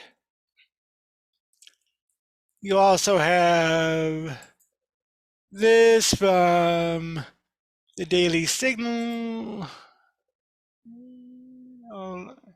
Yeah, you also have this from the Daily Signal, which says fact-checking 7 of Biden's claims in his address to Congress. This by Fred Lucas and Rachel Delgridis. President Joe Biden delivered his first address to a joint session of a downsized Congress on Wednesday night, nearly 100 days into his presidency. Biden only spoke to only 200 masked lawmakers in the spacious House chamber, even though most, if not all members of Congress have been vaccinated for COVID-19, and federal health guidelines don't require such masking and distancing precautions. The president fist-bumped senators and representatives on his way to the podium, where he delivered his address, as Vice President Kamala Harris and House Speaker Nancy Pelosi sat behind him, keeping their masks on.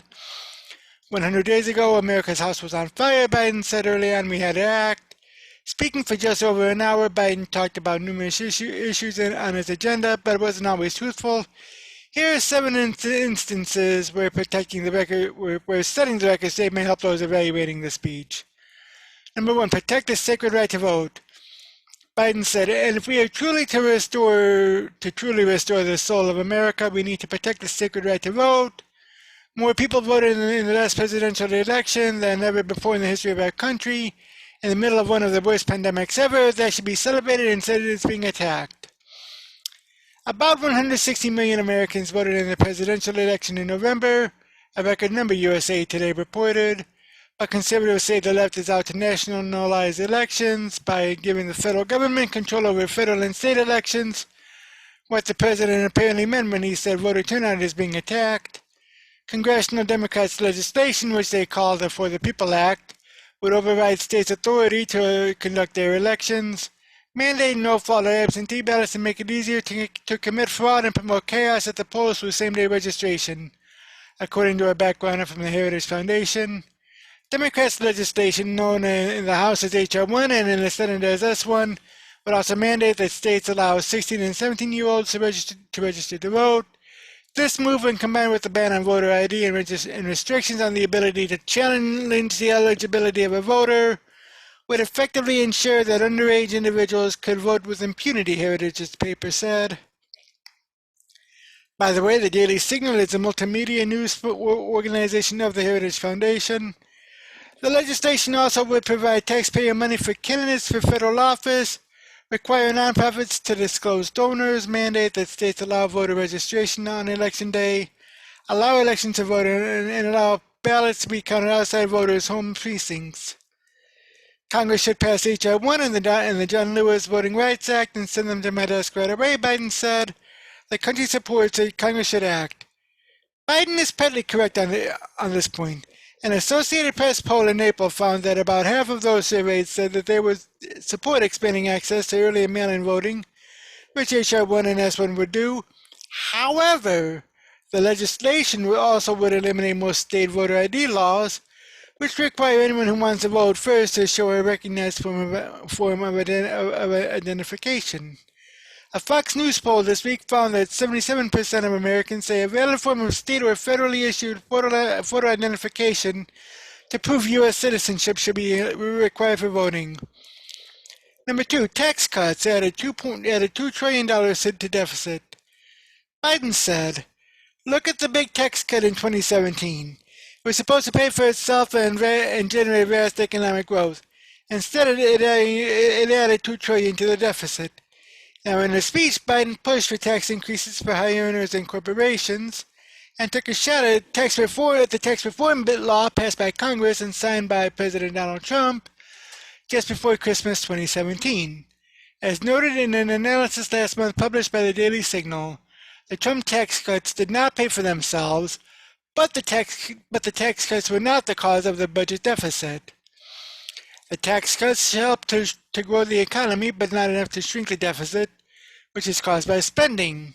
Former Heritage tax expert Adam Michel noted in the analysis, annual budget deficits primarily are the result of a systemic gap between revenues and expenditures, resulting from sustained growth in mandatory spending programs since the 1970s. If Congress undoes the 2017 tax cuts, the deficit will continue to grow. The tax cuts represent only about 16% of the pre-pandemic budget deficit. The projected annual deficit in 2030 is bigger than the entire 10-year cost of the Trump's tax cuts from 2017. After the tax cuts, the economy grew, the labor market improved, and wages increased by more than a percentage point in the 2 subsequent years, resulting in annual wages of more than $1,400 above trend for production and non-supervisory workers. New job openings increased in 2018, and about 83,000 more Americans voluntarily left their jobs for better opportunities at the end of 2019 and before the COVID-19 pandemic struck in early 2020. According to data from the Internal Revenue Service, Americans in every income group benefited from lower effective tax rates, which dropped 1.4 percentage points in 2018. The tax cuts that took effect in 2018 were a percentage of taxes paid in 2017, whereas a percentage of taxes paid in 2017 were largest for the lowest income Americans and smallest for the top 1% of earners. That means high-income Americans now pay a larger share of income taxes than they did before the tax cuts. Number 3, corporations must pay fair share. Biden said, "I will not impose any tax increases on people making less than $400,000 a year.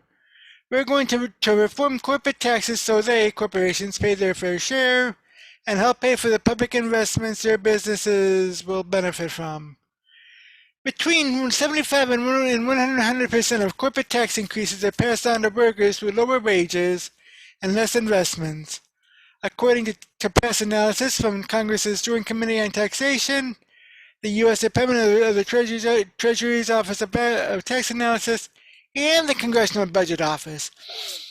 These estimates indicate that even without tax hikes for people making less than $400,000 a year, they would be affected by higher taxes on other Americans. Number 4, epidemic of gun violence. Biden said so-called ghost guns are homemade guns built from a kit that includes the instructions, the directions on how to finish the firearm. The parts have no serial numbers, so when they show up at a crime scene, they cannot be traced. Biden, noting that he has already called for a ban on ghost guns, asked Senate Republicans to close loopholes on background checks to purchase a gun, and again ban high-capacity magazines.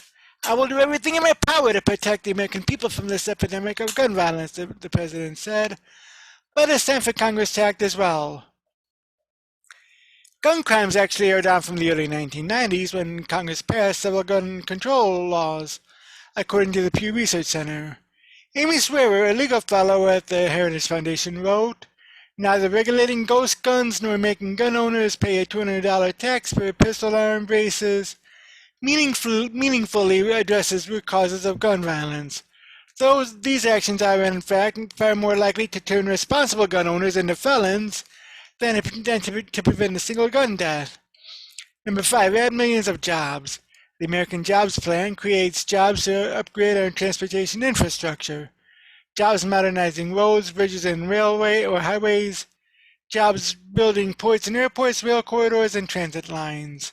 Despite Biden's calling his proposal an infrastructure bill, less than 6% of the spending in it would go to building or repairing roads, bridges, and other projects typically associated with infrastructure, according to a Fox News analysis.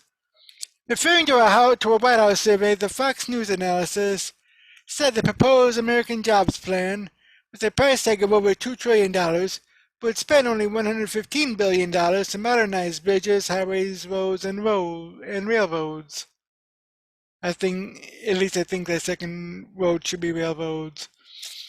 A more broad definition allowing for infrastructure resilience, Amtrak, broadband, airports, and road safety, stretches infrastructure spending to $750 billion. The proposal includes hundreds of billions in other spending, such as $400 billion for home-based elder care, $35 billion for climate change research, $50 billion for research infrastructure at the National Science Foundation, and $213 billion for homeless sustainability and public housing. Number 6, vaccinating the nation.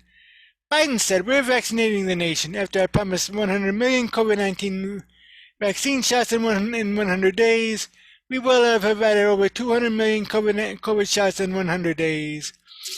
Biden did surpass his initially stated goal of 1 million vaccine doses given per day. However, according to a Washington Post analysis published 2 days after Biden's inauguration, the Trump administration already was closing in on that target with nearly 1 million vaccinations administered per day. The Trump administration's Operation Warp Speed spurred drug companies and agencies to develop and approve 2 different COVID-19 vaccines by the time Biden took over. The Post analysis noted greater manufacturing certainty and the increased pace of inoculations in the final days of the Trump administration. The Post added, even with vaccine shortages and bottlenecks in delivery, the pace needed to meet the new administration goals, 1 million doses administered per day, was already achieved January 22nd and 4 other days of the previous 8, according to the Washington Post data. The accelerating speed of the program undercuts assertions by some Biden advisors that they were left no plan by the Trump administration and suggests they need only to keep their feet on the pedal to clear the bar they set for themselves. Number 7, American Families Plan. Biden said, "We had 2 years of universal high-quality preschool for every 3 and 4-year-old in America. And then we had 2 years of free community college. Studies cast doubt on the effectiveness of the government-funded pre-kindergarten programs. In 2012, for example, a Department of Health and Human Services study of Head Start tracked 500,000 3 and 4-year-old children through the end of the 3rd grade. The study found the program had little to no impact on parenting practices. Researchers at Vanderbilt University evaluated Tennessee's voluntary pre-K program. They reported no significant differences in achievement by the end of kindergarten. Regarding free community college, in England tried and discarded the idea of taxpayer-funded college. After 3 decades encompassing the 1960s through the 1980s, officials there determined that the program hurt lower-income students when colleges capped enrollment. And then there's this from the USA Today. Police reform, banning assault weapons, looking beyond COVID-19. Takeaways from Joe Biden's address to Congress. In his first address to a joint session of Congress, President Joe Biden both looked back on his first 100 days in office and laid out a vision for the future of his administration, from talking about increasing taxes on the rich to urging Congress to take action on gun violence and police reform. I can report to the nation America is on the move again, turning peril into possibility, crisis into opportunity, setback into strength. Life can knock us down, Biden said, but in America we never stay down. The president focused on goals he achieved during his 100 days in office, a milestone he will pass on Friday. The benchmark, while arbitrary, has been a standard by which presidents have held themselves accountable for delivering on policy priorities since Franklin Delano Roosevelt first coined the phrase. Here are some of the top takeaways from Biden's address on Wednesday. A call for police reform after conviction of Derek Chauvin. The week after Minneapolis police officer Derek Chauvin was convicted on the murder of George Floyd, an unarmed black man whose death sparked waves of protest against racism and police brutality across the nation, Biden passed for police reform. He urged Congress to pass the George Floyd Justice and Policing Act, which aims to bolster police accountability and ban certain maneuvers that have led to the deaths of black Americans. Let's get it done next month by the first anniversary of George Floyd's death, Biden said. Floyd died after Chauvin knelt on his neck for more than 9 minutes on May 25, 2020.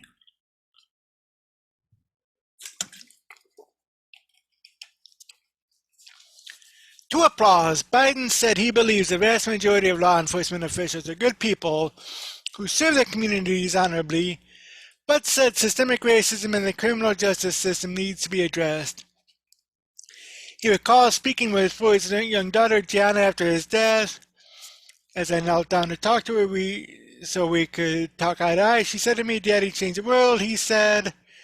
After the conviction of George Floyd's murder, we can see how right she was if we have the courage to act.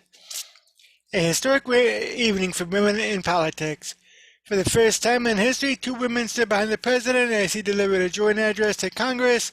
Vice President Kamala Harris, the first woman to be elected to that position, stood alongside Speaker of the House Nancy Pelosi, the first woman elected as Speaker in 2007. Madam Speaker, Madam Vice President, Biden said when he arrived at the podium.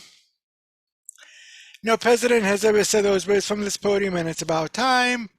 The two women greeted each other with an elbow bump when they arrived, a standard greeting during the coronavirus pandemic. They each wore a mask during Biden's address. Women serving in Congress told USA Today that having Harris and Pelosi in those seats is a historic moment and an important example of representation of women in leadership roles. It's critical that girls across the country see women at the highest levels of government and know that they too can serve as Vice President and Speaker of the House, said Republican Senator Cynthia Lummis, the first woman from Wyoming elected to the Senate. Number 3, Biden urges reinstatement of assault weapons ban, reauthorization of VAWA. Biden addressed press lawmakers to take current or urgent action on gun violence in the country, which he called an epidemic, in the wake of multiple deadly shootings this year. He asked Congress to reinstate a ban on assault weapons and high-capacity magazines, recalling his efforts to do so in 1994 as a senator from Delaware. He called for the passage of 2 House bills aimed at strengthening background checks on gun purchases that don't have enough support from Republicans in the Senate to pass in the evenly divided chamber. He also urged the reauthorization of the Violence Against Women Act, aimed at reducing domestic and sexual violence. The law includes a provision preventing people convicted of abusing dating partners from buying or owning guns. It's estimated that more than 50 women are shot and killed by an intimate partner every month in America, Biden said. Pass it and save lives. The president recognized the victims of recent mass shootings and promised that he would do everything in his power to protect the American people from this epidemic of gun violence. He urged Republicans and Democrats to work together on passing gun control legislation. A flag at the White House was still flying in half-staff for the 8 victims of the mass shooting in Georgia when 10 more lives were taken in the mass shooting in Colorado, Biden said. In the week between those mass shootings, more than 250 other Americans were shot dead. Biden calls tax hikes on the rich fiscally responsible. Biden urged Congress to pass taxes on the rich and corporations, saying that they need to pay their fair share. Hey, I'm not looking to punish anyone, he said. What I propose is fair, is fiscally responsible. In a speech to lawmakers, Biden has said that raising the taxes on the wealthy would pay for his $1.8 trillion American Families Plan, a sweeping package that includes paid family leave, free community college, subsidized child care, and other proposals to expand the nation's social safety net. Biden again said that he would not raise taxes on anyone making less than $400,000 a year. They're already paying enough, he said. Let's end our exhausting war over immigration. Immigration is shrouded in Biden's first 100 days as his administration has struggled to deal with a dramatic increase of migrant children, families, and single adults at the U.S.-Mexico border. But the president didn't focus on the border challenges his administration faced Wednesday night. Instead, he focused on urging Congress to pass his comprehensive immigration legislation, which would create a pathway to citizenship for the nearly 11 million people living in the United States without citizenship. If you actually want to solve the problem, I have sent you a bill. Take a close look at it, Biden said of his immigration bill.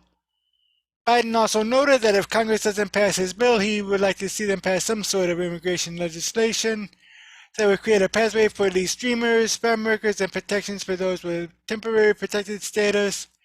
The country supports immigration reform. Let's act, Biden said. Biden also highlighted Vice President Harris's role in addressing the root causes of why migrants from Central America are coming to the United States. We have to get at the root of the problem of why people are fleeing to our southern border from Guatemala, Honduras, El Salvador, Biden said, adding that they restarted a program that would give aid to the Northern Triangle countries of Guatemala, Honduras, and El Salvador. When I was vice president, I focused on providing the help needed to address those root causes of migration. It helped keep people in their countries instead of being forced to leave. Biden celebrates vaccine milestones. Go get vaccinated, America.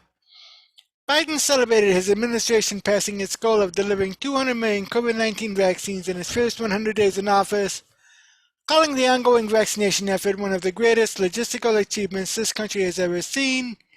He urged all Americans to get a vaccine, noting how everyone over the age of 16 is now eligible to receive one. Go get vaccinated, America. Go and get the vaccination. They're available, he said. Biden said that over 90% of Americans now live within 5 miles of a vaccination site. He took credit for the increase in the availability of vaccines and the vaccinations given to the most vulnerable, noting that 1% of seniors had been vaccinated when he took office, and now over 70 are fully protected. Senior deaths from COVID-19 are down 80% since January, he said, adding that over half of all American adults have received at least one dose.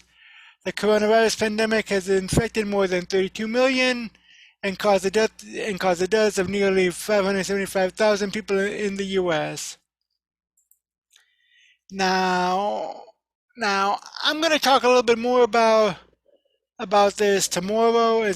Also, many people think that this is a State of the Union. It is not, and I'll get into that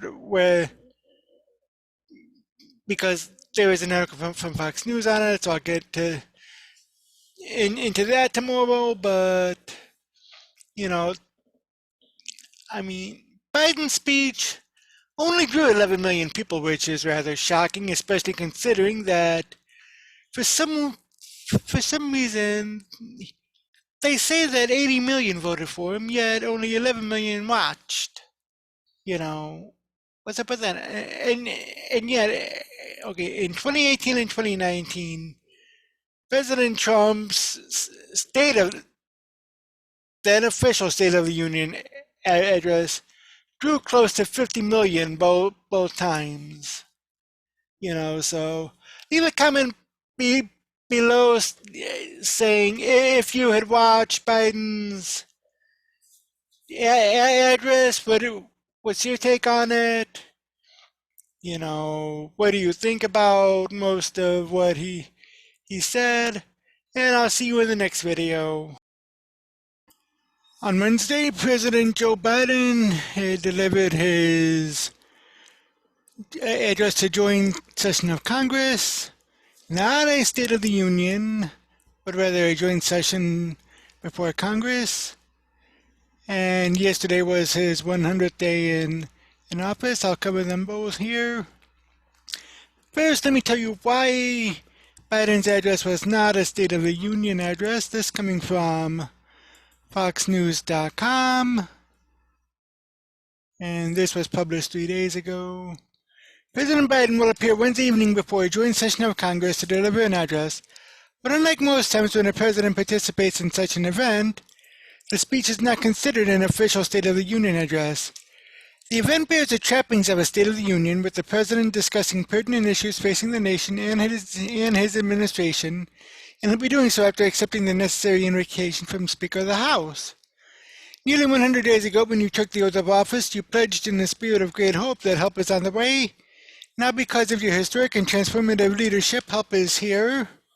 Speaker Nancy Pelosi wrote in a letter to Biden. In that spirit, I am writing to invite you to address a joint session of Congress on Wednesday, April 28, to share your vision for addressing the challenges and opportunities of this historic event.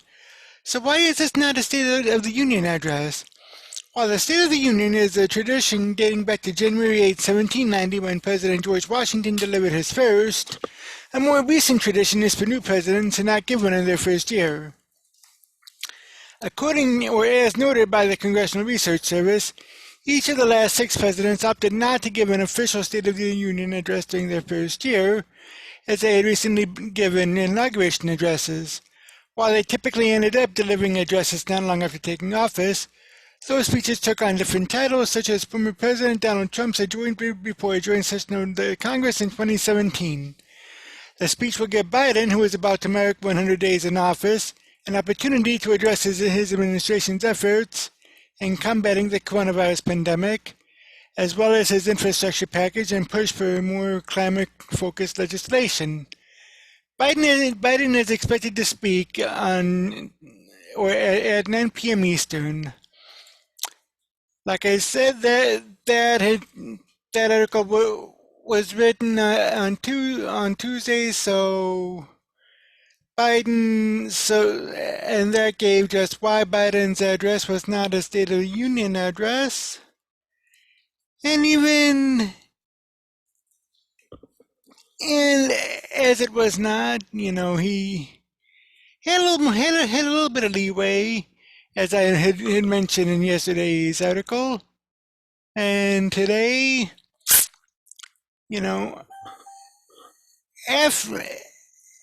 after that, Senator Tim Scott delivered an inspiringly diverse response to it.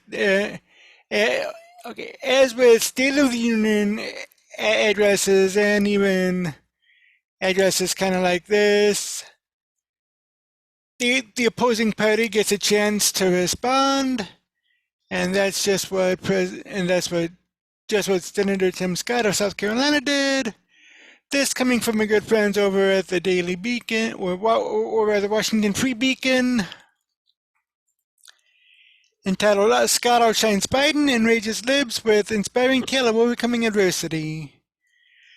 This by Andrew Stiles. Senator Tim Scott, Republican of South Carolina, delivered a powerful and inspiringly diverse response to President Joe Biden's congressional address on Wednesday, causing professional journalists and other liberal ideologues to lose their minds.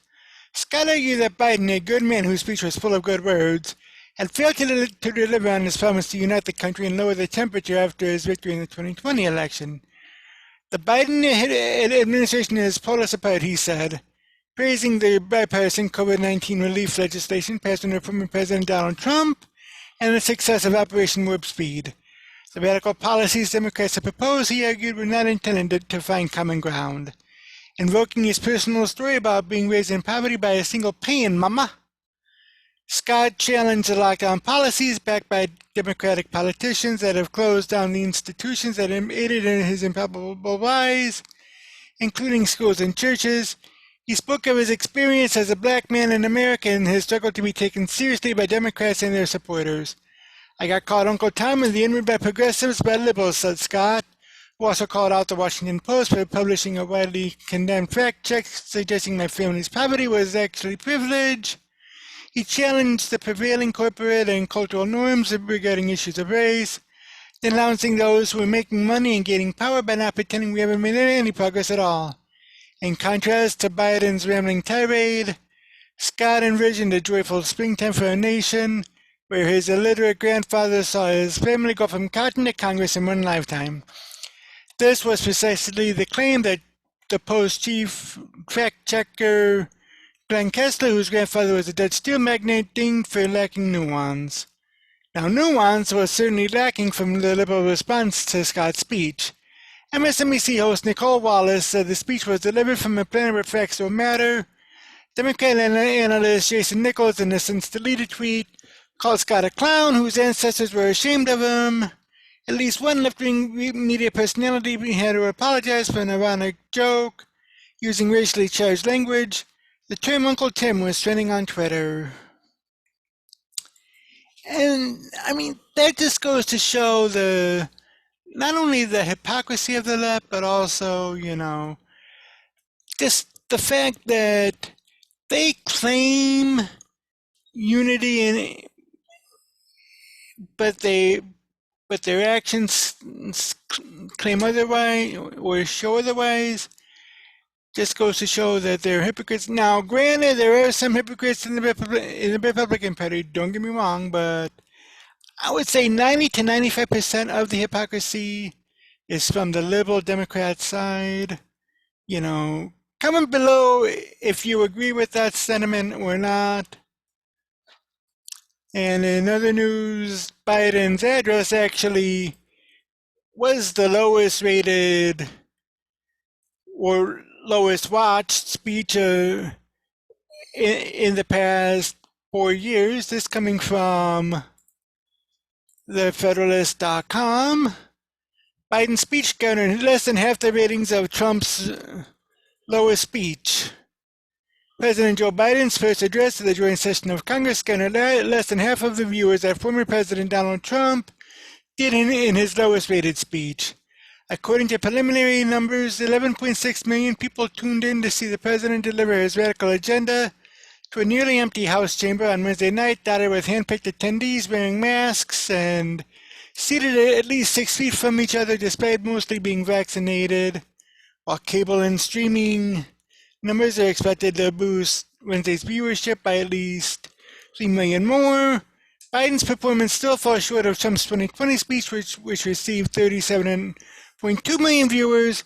Biden's numbers lagged even more behind Trump's 2019, 2018, and 2017 numbers, which received 46.8 million, 46 million, and 48 million viewers, respectively.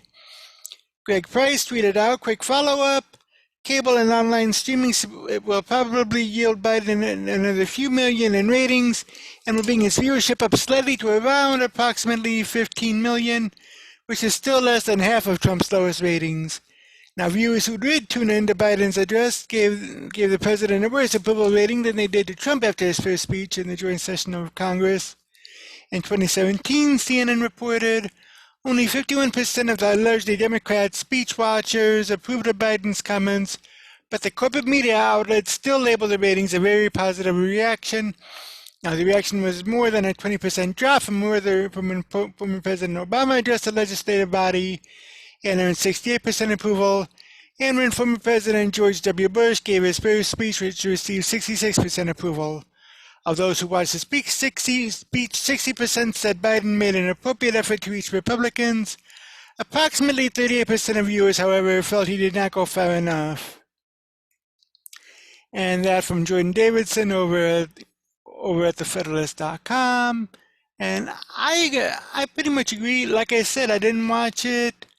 I've yet to read the transcript. However, I might do so later on, either today or even over the weekend, and probably give you an update on that in a separate video.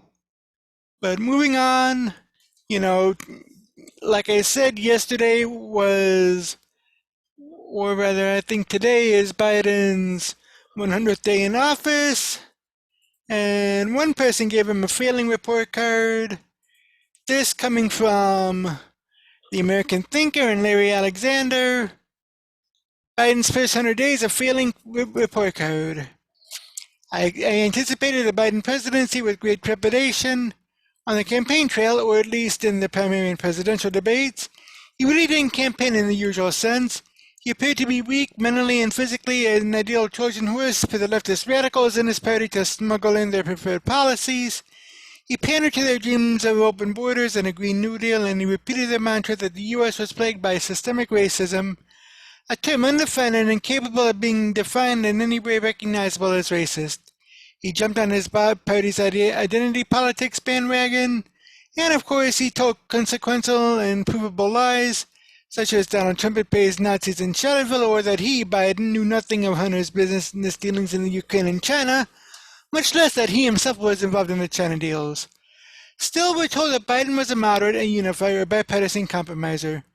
He was this good old backslapping, woman-hugging Joe, an old-time professional Paul, who might occasionally have a strained relationship with the truth, a couple of bouts of plagiarism perhaps, but generally just a harmless fabulist, but surely not an ideological or calculating and mean-spirited liar. There was hope that the Biden we saw vying for the presidency would be different from the Biden we would see having won the presidency. Ultimately, that has not been the case. If anything, Biden as president has been worse than Biden as candidate. Here's his first 100 days report card. First, a good grade, though the only one. Biden's team has managed the vaccine rollout fairly effectively, building on the foundation the Trump administration laid. He deserves credit for that, though he would deserve more than he had expressed, or had he expressed some gratitude for the near-miraculous success of Trump's Operation Warp Speed in producing vaccines in a number of months. thanking Trump, whom most of his party rivals would have shown some class, but I guess presidents thanking the good works of their predecessors in the opposing party, or at least not heaping scorn on those predecessors as an act of presidential class that had disappeared after George W. Bush. Now for the failing grades. Biden has taken the poison of identity politics to an extreme.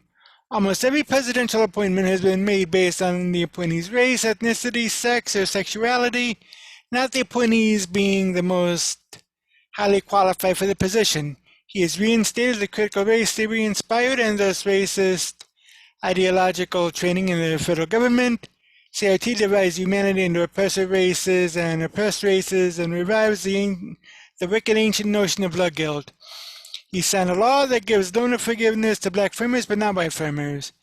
Biden has abetted the vicious lie that there is an epidemic of police violence against blacks, leading most blacks and many whites to believe that blacks are more likely to die at the hands of the police than in automobile accidents, whereas the facts show that the latter is 10 times more likely than the former, and that police killings are statistically quite rare and show no racial skew.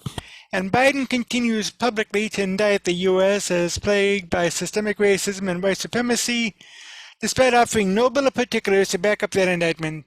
Well, because there are no such particulars. Relatedly, Biden has encouraged military leaders who always want to know the path for career advancement to cease trying to make the military the most muscular fighting machine and instead to make it woke. We now see the sex norming of fitness standards, the mandate to diversify the officer corps, and the purging of those with extremist pro-Trump beliefs. A military has only one role: to win wars, but the Biden administration is willing to have the military turn its focus from that role and pursue an ideological agenda, even if that agenda will lead to cohesion-destroying sexual tensions and rivalries in combat units and the exclusion of those with excellent combat abilities. Then there's Biden's disaster on the southern border. Biden's stopping border wall construction and his restrictions on deportations have created a humanitarian crisis for the thousands of unaccompanied minors who have crossed the border in response to Biden's welcome mat. They currently huddle together in temporary shelters, a high percentage infected with COVID, many of whom will be released to infect citizens. Biden's border policies have been a bonanza for the Mexican cartels, both financially and in terms of sexual exploitation of female migrants. Moreover, because of the crisis of the unaccompanied minors that has drawn Border Patrol agents away from policing the border, and because of the gaps left when Biden halted border wall construction, the cartels now can easily smuggle in drugs, gang members, sex offenders, and potential terrorists. Now, there are other failing marks on Biden's first report card. He continues to call Georgia's voting law Jim Crow 2.0 and lies about its content. Apparently requiring a photo ID is racist because blacks just don't know how to get one. Of course, as is frequently pointed out, one needs such an ID to do almost everything. Indeed, one needs an ID to get the COVID vaccine. So is the Biden administration trying to suppress black vaccinations? If requiring a photo ID is racist, then Biden's vaccination program stands indicted. Then there's the XL Pipeline's cancellation, a completely irrational act. Canceling it costs thousands of people jobs. And what does it accomplish? The oil from Canada will still come in, but now it will come in by the less safe and more polluting truck and rail.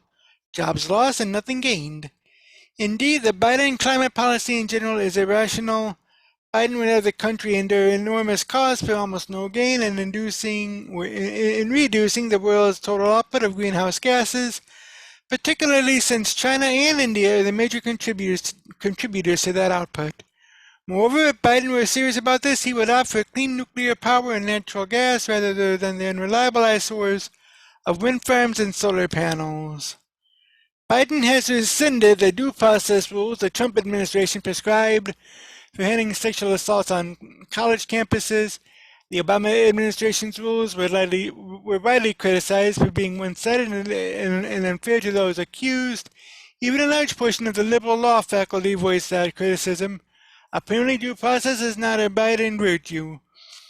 Biden has signed and endorsed policies that spend money like drunken sailors, except that drunken sailors cannot print money.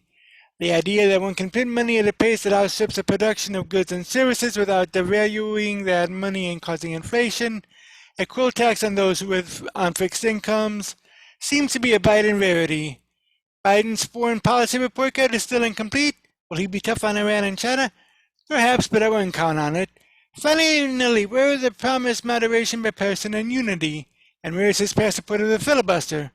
My surmise is that Biden, or perhaps his handlers who may be running the presidency, never intended those things. That's another failing grade, mayhap the more important one. Now, like I said, this is Biden's first 100 days, so there may be a little bit of leeway in it, but he still has three more years, or a little over three more years to go in his first term, and so who knows what might happen. But comment be comment below what you think of Biden's first 100 days. Also, what did you think of Biden's speech before Congress? And I'll see you in the next video. As a special treat to you viewers this week, I did an interview with Rocha, the author of Child of the Greatest Generation, last week, and here it is. Today, by the dawn's early light, I chose to stand. The grace of my God lights the sky. I wonder if Francis has seen it also. His words seem to tell me he has. Okay, oh, say, can you see by the dawn's early light what so proudly we hailed at the twilight's last gleaming? I stand here erected and ready to defend, my rifle at the ready, my hand across my heart. Yes, Francis, our banner still waves, not just today, but for many tomorrows. Those words come from the book The Greatest Generation, and I mean, it is a wonderful book, and I happen to have the author right here with me right now, Richard C. Rocha. Richard, so glad you can make it in. Oh, thank you for inviting me, Rick. I look forward to it. No worries. Yeah, but yeah, well, first of all, I just want to thank you for your service to our great country, and Well, thank you everything very that much. you've done. Thank you. Yeah, Yeah, now, military runs in my family. yeah, yeah, yeah. Like I said, I mean, I'm disabled, so I know how it is. And if it weren't for my disability, I'd be in the military as well. We all do our part, whether we wear the uniform or not. It's respecting our nation, respecting our flag, love one another. Exactly, and you bring that up a few times in your wonderful book. I mean, I mean, there there are just so many things that I don't know where to start. But well, one thing that I want to start off with is that you had said that you came across a photo of the tomb of the unknown soldier, and you were thinking how it would feel if you were laying there entombed. Yeah, that was one of my stories that I wrote in the book. It's like more like a poem. Yeah, trying to visualize this soul that was lost defending our nation. No one knows who he is, his family, and so I kind of visualize how would I feel if I'm laying there, and I kind of put my thoughts on paper. Mm, yeah, yeah, yeah. Now, I mean, the poem that you had written is good. No name have I, lost it long ago. Darkness surrounds me. How I have forgotten bloody battles I do remember as I lay entombed. And it goes on to say, snow, wind, rain matters not to them. My protectors you see, so no one will forget I am unknown. So, tell, tell me a little bit about yourself and just how you came across to writing the book. Well, I was born in 1942, and my birth was shortly after the war had begun. Pearl Harbor was attacked in Mm-hmm. December of 41. My dad and a number of my uncles shortly went off, both in the Pacific and Europe. And so my brother and I, who's 6 years older than I am, um, we were raised by our grandmother and our mothers. My aunt lived with us, and she also had a daughter, which is about a year younger than me, named Patricia. So, those were hard times. But uh, as I got older, as most young boys and kids at that age, growing up in the 40s and 50s, um, uh, U.S. history was so important in school. In fact, I hear they don't even teach it today in school. And my friends, there were a lot of kids in the neighborhood, and we used to entertain ourselves playing. I don't care if it was cowboy Indians or army or whatever, and that was just part of the culture we grew up with. And saluting the flag, I can remember every morning looking forward to going to school and doing the Pledge of Allegiance. That may sound foolish to some people today, but it was something that I looked forward to. Sometimes I got to lead it in class, you know, and so many of us at that time all had someone that had served during World War II and into career. Uh, so it was just a natural thing to grow up uh, as a young boy, a young child, boy or girl, and to love your country, respect your flag, respect law enforcement, everything. There's so many things wrong, that we need to address, and I don't deny that. But we are a good country. We're a strong country, and I just had a love for it. And my time going into the military, I think when you and I had talked once before, just to get to know each other, I was moved to California. I was 15 years old, didn't want to come to California. My mom had remarried, and I was not a happy young boy, so to speak, at 15 years old, moving from New Bedford, Massachusetts to San Jose, California. And wasn't paying a lot of attention in school. My desire was elsewhere. You I got into a little trouble here and there. Nothing with the law or anything. I was not a troublemaker. It's just my focus was somewhere else. I wanted to go back to New Bedford, live with my grandmother. My mother said no. Um, so I just kind of gave up a little, and I wanted to go in the service. A friend of mine who had gone in the Marine Corps had told me, you only have to be 17 if you can get your parents to sign. And I thought about it and thought about it. And I finally approached my mom, and she was dead set against it. And I talked to my stepdad, beautiful man, named William. He was a tail gunner on a B-17 during World War II. Anyway, he told my mom, he's not happy. Maybe that's what he needs to grow up. Why don't you just sign and let him go? So he convinced her. And my mom and I got on a bus, went downtown to the post office. That's where all the recruiters were. And my first intention was to go into the Marine Corps because my friend had gone in, a little older than I am. And they were closed for lunch.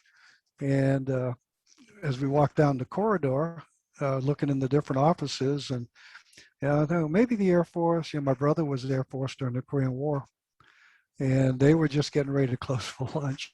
But the Navy was still in there, so I walked in. Gentleman sitting in there asked if he could help us, and my mom said, "Well, my son wants to join the military." And I can remember saying, "Well, sit down, young man. Let's have a talk." And then next thing I knew, I was on a bus heading for San Francisco and off to San Diego, where I went through boot camp. Hmm. And after boot camp, I went to Bainbridge, Maryland to a school. And then I was sent to Norfolk, Virginia. And I was stationed aboard the USS Forrestal. It was an aircraft carrier, CVA 59. Most people know about the Forrestal. I was already out of the Navy when they had that terrible incident off the coast of Vietnam, where they lost, I believe, 150 souls on that ship due to a rocket going off from one of the airplanes on the flight deck. And I grew up I became a man in that short time. 1959, I left early 61 where I went into amphibious warfare. But I grew up from a 17-year-old boy to a man just by being in the military. Uh, Never sorry I did it. Never look Hmm. back and say I shouldn't have done it. You know, for me it was the right thing, and because I had dropped out of high school to go in the Navy, I was in high school, and I, like I said, I was just wasn't happy, and so I wound up getting my GED while I was in the Navy, and after I got out, uh, had a few odd jobs, met my wife. Uh, we've been together, got married in 1965. We're still healthy and strong. 20, 23 of us in the family now, with with grandchildren and great grandchildren. And so anyway, uh, at some point, I went to work for United Technology, which was part of United Aircraft at the time. And over the years, as they diversified, they changed the name. And I became, or the company I worked for, then became Pratt& Whitney Space Propulsion. I spent 39 years there. Started out as just a low-level, sweeping floors kind of guy. Uh, and after 39 years, when I retired, I was a member of management. So it was a good career. But during that 39 years, I knew a GED wasn't good enough. And so when our first child came along, my oldest son, Richard, uh, I told the wife, I got to go back to school and get a high school diploma. And I did that. I did it for 3 years. I'd work all day, get home around 4:30. She'd have a quick meal ready for me. I'd, change my clothes, shower, whatever I needed to do. And off to school I went, Monday through Friday from 7 to 10. I did that for 3 years. Oh, wow. Yeah, 3 years. Hmm. And it's a big sacrifice. And I went nights I didn't feel like going. And we didn't have a lot of time to do things because the weekends I had to do all my studies and papers, and get ready for exams and things. But I knew if I wanted to make something of myself, it was up to me. I didn't need nobody to give me things. That's the way my mom. I get emotional. Exactly. I I get know. emotional thinking of my mom. Take your time, my Uh, friend. Take your time. yeah, uh, she was my strength, and never took anything from anybody.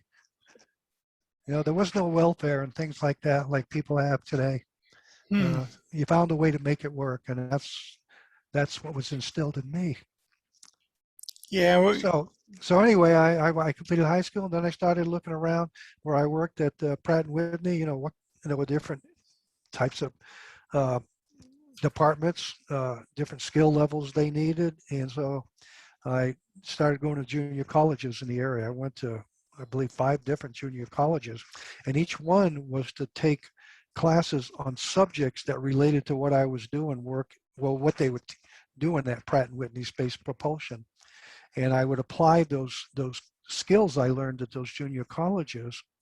And then and when you're reading the book, I would have people come up to me, managers of departments, and saying, "Hey, I had my eye on you, young man, and why me? Because I've heard good things about you, Yeah. and yeah, and Yeah. so I had anyway, seen a couple of them. Well, to set off with, your supervisor said that he thinks you're ready, and you're like, ready for what? And he said, just take the next 7-segment Titan motor in the test stand. yeah, that was his name was Jerry Addy. Uh, uh, he took a chance on me. I was one of the younger guys in his group. I think there were 12 of us, and we used to do all the mechanical setups for all the rocket firings, test firings, whether they were horizontal or vertical test firings. And the Titan, very large vehicle for its time, it was actually one of the pioneers of solid rocket fuel. It was a segmented 7-section rocket, 10-foot diameter, and each segment was 10 foot. So by the time that thing was assembled with the nose cone and the tail section and the nozzle, you're looking at a space vehicle that was roughly 120 feet long, big, Wow. big. At thrust, when they used to launch the Titans, they would develop 2 million pounds of thrust at ignition. And so we had to test them, but we had to test them upside down, nose down. And the test facility, uh, and I got pictures in my book. They're in the back of the book. And that test stand, we used to call it ST9, Static Test 9. And the concrete below that test stand was 50 feet thick because they have to take so much thrust. I mean, there's all types of measurement instruments and accelerometers because you want to see what kind of force that rocket propulsion system is putting out. And the Titan became one of the mainstays of the U.S. Air Force for years. They used them a lot of their secret launches.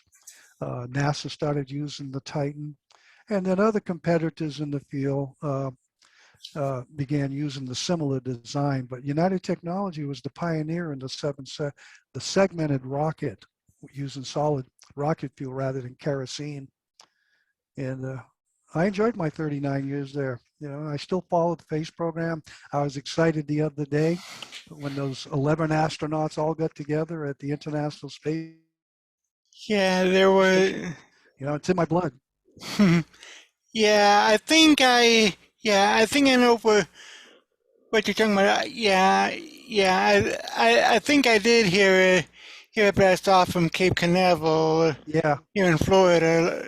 yeah, A it was a, couple of mornings ago. yeah. They put four astronauts in they call SpaceX. I believe that's Elon Musk's Yeah. company, and he's in partnership with NASA. So they put two Americans, and I believe there were two from other countries. I haven't read the whole article yet, but they successfully flew them out of Cape Canaveral.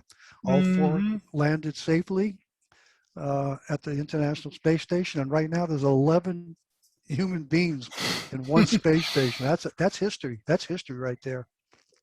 That's Yeah. what this country's great about. More and more people need to understand that. You know.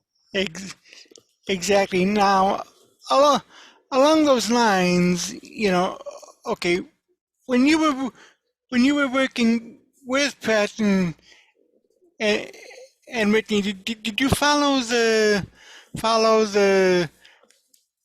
moon landing or the space shuttles? When you left Pratt and Whitney. Oh yeah. I followed all the moon landings. I remember when Neil Armstrong, the first man to step foot on the moon. I was at my wife's parents' house. We had been there for dinner, and we watched when he stepped on the moon for the first time. And I've seen many of them after that.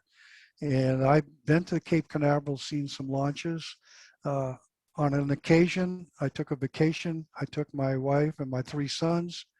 We were going to go to Disney World, and I was able to get them on the base because they were doing a space shuttle launch at the time. And we were right up there with the VIPs and got to see a live space shuttle. For me, it was something, that I've seen before. Uh, Kind of like you see one, yeah, kind of like if yeah, you see one, you've seen them all. yeah, you see them all, but it's such a powerful thing to see live rather than on TV. And it was so quiet during the launch when the countdown started. Even the birds, you couldn't even hear them anymore because you could hear birds chirping. And we're looking across the bay, and you could just make out this little speck of a rocket ship. And right where we were standing behind us was a large countdown clock. And you could see it lift off. You've seen all the smoke. And one of my boys said, "Is that all? I don't hear nothing." I says, just wait, because I know that it's coming. It's coming across that bay. And all of a sudden you get this pressure change. It kind of hits you in the chest and you hear Hmm. the roar, and I said, that's what it's all about, you know. And they've never forgotten that. They've never forgotten that. Yeah, yeah, I remember, hearing about about the Challenger crash. I mean, Yeah, yeah. yeah, Unfortunately, we've had some sad parts in the space shuttle program. We've lost some great Americans, people that had a dream to go to space, and hmm, you know, it yeah, happens. That danger is always there. They know the danger. I compare it to the military. There's a danger facing you. You just hope you get by it. yeah. Yeah, most definitely. I mean, you know, just like the soldiers go out and fight, whether it be Afghanistan, Iraq, Yeah, or, you yeah, know, yeah. I have my oldest he, grandson has been to Afghanistan too. He's a career Air Force security force hmm, tech sergeant. And I remember on his second tour when he came home, uh, he came and stayed with us for a few days. His family lives in Fresno. We're up in San Jose. His hmm. mom and his dad, and we were sitting around just having a couple of drinks, him and I, and all of a sudden he started telling me the stories of Afghanistan. It was just the two of us. We cried together. Oh, wow. Yeah. Hmm. Yep. Yeah, yeah, yeah, yeah, along those lines, one of the stories that I like is a woman warrior story. Oh yeah. Kind of a poem. Um, I've got a granddaughter in the Air Force. Okay, now she's in medical, but the young ladies that have gone off in our military, and some of them today in combat situation, it I can't tell you the respect I have for them. It's Hmm. enormous. It's enormous. It takes courage. It takes courage to put that uniform on. It e- just isn't something to look nice in. It takes courage. And Exactly. I got three grandchildren in the military. We haven't adopted. One of my children adopted a young African American young man when he was about 11 years old, and he's in the military. You Hmm. know, he's a grandson. His name, we call him Prince. You know, um, he right now he works for FedEx and he wants to become a police officer. Which right now I take my hat off to him. But Pretty much, you know, yeah. yeah, but Hmm. great young man. Hmm. And he told me, I said, no, he said, I want to serve this country. It's a Hmm. good country. You know. Yeah, yeah. eh, In there, after you wrote the poem, you said that after September 11, 2001, our nation changed, and the great women of our country stepped up and said, "This is our fight too." That's right. And it said that your writing is dedicated to all those brave women who put it all on the line, and to their families who knew the dangers that their daughters, sisters, nieces, and wives would face. And now you have a very interesting story about what happened to you, around September 11, 2001. Oh, yeah. Well, my mom had passed away in 2001. She was in her 90s, been ill for a while, lived in New Bedford, Massachusetts. After number of years prior, her and my stepdad had moved back to Massachusetts after they retired, and they went back to our hometown. Uh, anyway, she passed away in August of 2001. My wife and I then flew back for her funeral and to visit with family. And we were supposed to come home on 9/11 out of Boston, but for some reason I needed to get back to work at Pratt and Whitney, and we had changed the flight while we were there to the 10th, September 10th, and it was a morning flight, and I don't know, we could who knows if we'd have flown the next morning if that would have been the plane we were on or not. It's circumstances, but I have such a bond to that date. You know, my wife and I have been back to ground zero four times. The year that it happened in 2001, we went right after Christmas Day. The next day, we flew out of San Francisco to New York, specifically to spend a little time in New York at Christmas time, which is beautiful at Christmas time, but to go to 9/11 to see what had taken place there, pay our respects. It was hard, walking around down around Wall Street and where the Twin Towers were. Uh, Lots of people were leaving mementos, T-shirts, hats, flags everywhere. So we walked around, and as we were getting ready to leave, we were going to go back to our hotel uh, down. We were staying. The hotel's no longer there. It was called the St. Maurice. It was across from Central Park. So we were going to go back to our hotel, and there happened to be a lady standing on a corner because we were looking down the street and I could see some of the Wall Street buildings on Wall Street. And she stopped us and she asked if she could take our picture. And she asked us to stand, so there was this little red church way down the street would be in the background. We said, okay. So she took a picture. And I've been looking for that picture. I don't know where it is. I've got so many pictures on flash drives. It's unbelievable. I'll find it one day. So anyway, she says, before you go back, wherever you're going next, go to the church. And I said, why do we need to go there? She says, you'll understand it when you go there. You'll understand it. So I said, okay. So we turned around, we walked down to the church, Trinity Church, all red brick. And what amazed me, not a bit of damage to that church. This church was, in the 1700s it was built. And while we were in there, we paid our respects. We said a prayer for all the people that lost their lives and their families on 9/11. As we're walking out, there's photographs.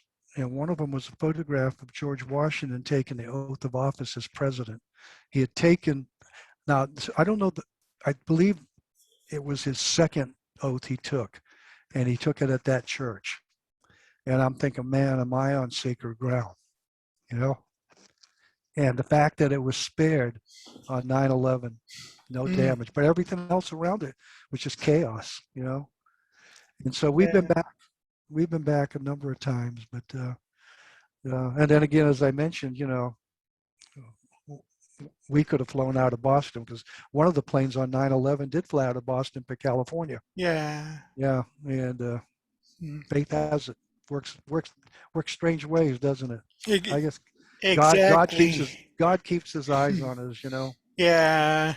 Yeah. And well, it's a powerful quote that you had in the book. You said that as you were leaving, you happened to notice a portrait of Washington near the entrance, and you were surprised to discover that he would attend services there regularly. Yeah, he attended that church. There's the whole story on the wall along with the photographs. I'm sure people still go and see it when they're in New York. Trinity Church. Yeah, and George Washington is a perfect segue because in your book you had a conversation with Washington, Lincoln, Jefferson, and Teddy Roosevelt on Mount Rushmore, Yeah, or rather, what you would imagine that conversation to be like. correct. Yeah, I've never gone and seen Mount Rushmore. One of these days, I hope to go see it. I've seen a lot of different parts of our country, but I come across a photograph, and I was looking at it, and the country was kind of going a little upside down, and I was wondering, what if these four gentlemen could sit down together and just have a conversation? And that's how I came up with the name, just have a conversation. And so I imagined, what they would talk about. And in the book, Washington begins the conversation, and he's talking to Lincoln. He apologizes that he thought the Revolutionary War would have been the last war this country would have fought. Unfortunately, it wasn't. He's having him and Jefferson talk about when Jefferson had to go back to war against England again because the way they were, our ships and stuff, they were interfering in our sailing around the Mediterranean and different places. I don't have my book copy with me right here, but and then they talked to Lincoln, and George apologized to Lincoln about what he had to go through, the loss of so many Americans, brothers and sisters from the North and the South, to free the people of slavery, to get them out of bondage. And he apologized that he should have done better. He himself was a slave owner, his family, but he had given up his slaves, his indentured slaves, because he realized, that's not what life was about. But his wife, I believe she was from the South, was a slaveholder. And so he was apologizing that he should have had the vision to address that before it even got to Lincoln. And that's kind of what's in the conversation. And then it kind of drifts off a little bit with Teddy Roosevelt, because he's trying to figure out, what am I doing here with you guys? The three of you have written so much history, and but they told him, you belong here because, you know, you're, and they start talking about how the national parks and things he did. But Roosevelt did not feel on par to Washington, Jefferson, and Lincoln, but he certainly was. You know, every president is. They all have their Yeah, moments of greatness. So and it was just a conversation they had back and forth, how they seen things, how they see things, how things look to them today if they were here. yeah, and interestingly enough, you had mentioned in your book that there was much debate as to who the fourth face should honor on Rushmore. Oh yeah, it was an Italian gentleman that designed Mount Rushmore, and he wanted Teddy Roosevelt from the very beginning. Uh, but the people in the government, that, you know, they felt no, you know, needs to be someone like Woodrow Wilson or someone like that. But the gentleman held his guns. You know, he wasn't going to give in. He insisted on Roosevelt. He felt that what Roosevelt did, especially for the national park system in our country, and preserving parts of the wilderness of our country, our great country, he deserved to be there. So he won his argument, and that's how Roosevelt got there. But there was a lot of voices. I believe it was for Woodrow Wilson Yeah, to take his place. yeah, that's what you said. You know the the sport the Scots and Borglum wanted Roosevelt for his conservation efforts and for building the Panama Canal, while others wanted Woodrow Wilson for leading the U.S. during World War One. Right, right. Yeah. Yeah. He made the right choice. He made the right choice. Oh yeah. At least in Yeah. my view, he did. Yeah. Yeah. Exactly. And in there you and and that led right into the story. I'm here. Can you see me? About the Vietnam Memorial Wall. Yeah. Um, that's that one always that's a tough one. That brings tears to a lot of veterans' eyes. Mm. Um, I come across that's a painting by artist Lee Tedder. I believe he's from Nashville area or Tennessee area, and uh, he allows people to use that paint. It's called Reflections. If you're a vet, you get permission to use it because I didn't want to use the photo without permission. And but he allows veterans to go ahead and use when it's applied in the right way. And I looked at that photo and seen that gentleman standing there with his hand touching the wall. Businessman, you can see his briefcase sitting on the ground. He's got his hand touching the wall, and there's a hand touching him back uh, of a of a young soldier with other soldiers standing behind him. And so I wrote the story. I'm here. Can you see me? Because he, in my mind, the gentleman that he's touching, the serviceman that's in the wall, was his brother, and so he pays his respect, goes all the time to see him, and and I thought, well, what is the reflection saying back to him? Is it answering his thoughts, his prayers? And that's how I came up with, I'm here, can you see me? And he's actually saying that to his brother standing outside the wall who came to visit him. So it's very touching. And Vietnam, I have a lot of friends that served in Vietnam. A real close friend won the Silver Star in Vietnam for saving Sergeant Henry Jackson's life. A gentleman from Kentucky. Uh, there's a story a little bit about, I made a video. I believe I might have sent it to you, Rick. It's called An American Hero. Hold on a minute. Let me check your Rumble. Yeah, let me check your Rumble page here. No, but yeah. Well, an American Hero. Yeah, it's 17 minutes long. Yeah. So anyway, and my friend is named Vic Macias. He was a sergeant in the U.S. Army. He came to the country. He was brought here as a young boy from Mexico. Wound up having a life here. Went into the military. He was a door gunner on a helicopter, and on one of the missions in Vietnam, one of the other helicopters got shot down, and a comrade of his, Sergeant Henry Jackson, uh, was the gunner on that helicopter. It had crashed, and him and his pilot they could rescue. The pilot had died in the crash, but they knew Sergeant Jackson was still alive because they had some communication.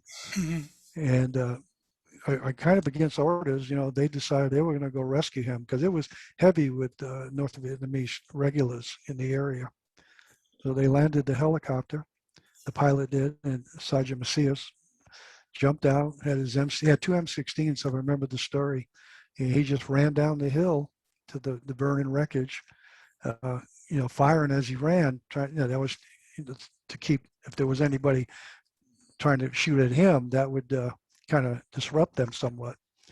He managed to get Sergeant Jackson out of the helicopter, put him on his back, carried him up to his helicopter, and they flew out, got him to a medical hospital. And Sergeant Jackson came home back to Kentucky, and he was in the hospital for a long, long time with severe injuries, and he finally passed away from his injuries. And his family wanted to get his name on the Vietnam Wall, and it was a big struggle, but they never quit. And the local news media from his hometown and in Kentucky went to bat. And so Mr. Macias, my friend Vic, had all these little TV clips and stuff that he showed me.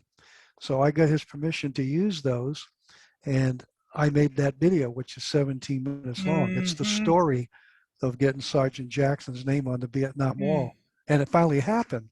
And the nice part about that story, and even in the video, is the family of Sergeant Jackson got to meet Vic for the first time.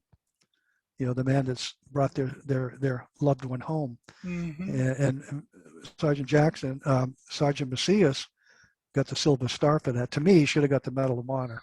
But that's who we are as Americans. I mean, that's who we are. We help each other. Exactly. And we help each other.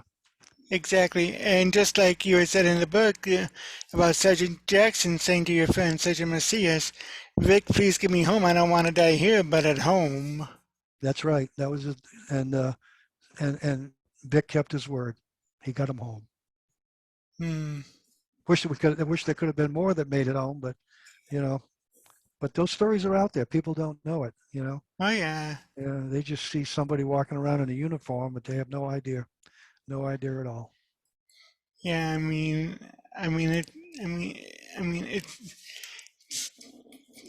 it's just amazing. And now, I mean, okay,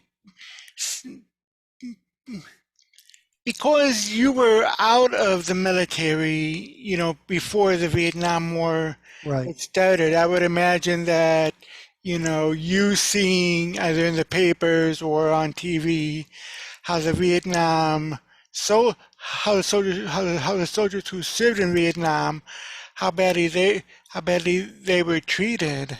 Oh yeah, and I've seen it. I've witnessed it. Even though it's just a matter of time and when you're born, what age you are, when things happen in your life. Um, Sergeant Macias is a good example. When he came home, he lived in San Francisco, and he was walking down one of the streets in San Francisco in his uniform, and a couple of young people came up and spit on him. Called him a baby killer. And that was kind of the theme then when the young our servicemen were coming home. Yeah, I mean, people can argue, was it the right thing to go there or not? That's not for me to know. That's a whole different story. But the young men and women that did decide to serve their country, and at that time they were being drafted too. A lot of people forget it wasn't a volunteer military during the Vietnam War. Yeah, right. So it's a little different circumstances, but it was, and then along comes the Desert Storm and the Iraq War and all the conflicts that our country has been involved with since then. And it's nice to see the respect that the young men and women get when they come home. Well deserved, Yeah. well deserved. You may not agree with the reason they're in the military, but they're still American citizens, and they feel an obligation to do something. You know, Yeah, kind of like I think I hear one of the military sayings goes, I may not agree with I may not agree with what you said, but I'll fight for your right to say it or something that's like right. that. That's right. That's what it's all about. Yeah. You know, uh, we see that so much today. I mean, that's what freedom of speech is all about. You know, Exactly. uh, we all have a different opinion of things. We all see things in a different light. And a lot of it, I guess, depends on what we've been through in our lives, what we've been exposed to. And there's things I see that I don't agree with, you know, but the right to say them, that's what's important, because that's the only way free people can be allowed to succeed in any endeavor in their life. You got to be able to speak, and you got to have respect for everybody. You Hmm. know, you know, having free speech is one thing, but you got to respect everybody. You know, and going back, I can remember Martin Luther King talking about his dream. You know, I really Oh got yeah. I really got involved in the Mhm. civil rights. I mean, I knew it was the right thing. Because I'd seen racism firsthand, because it did exist in the military, and it exists all over the world. Let's be honest. But he had a dream, you know, and I look around today, and I think his dream somewhat is being realized, but not everybody is realizing it. Hey, I don't know how to explain that. You know, I see the yeah. opportunities that people are having. You know, but Hmm. that's how I see it. You know, but I'll defend your right to any argument. Any debate. There's nothing wrong with having debates as long as This as is long as true. we're civil. Exactly. And now you said that as you were writing this book, it occurred to you that you were forever part of the history of your nation because you were born just down the road from where it all began in 1775 and then lived through World War II, Korea, Vietnam, September Yeah, 11, and the many battles in the Middle East. Not to mention the fact, not not to mention what you were saying about the civil rights movement, assassinations of both John and Robert Kennedy, right. and of Dr. Martin Luther King Jr. Yep. Yeah. I do feel a connection.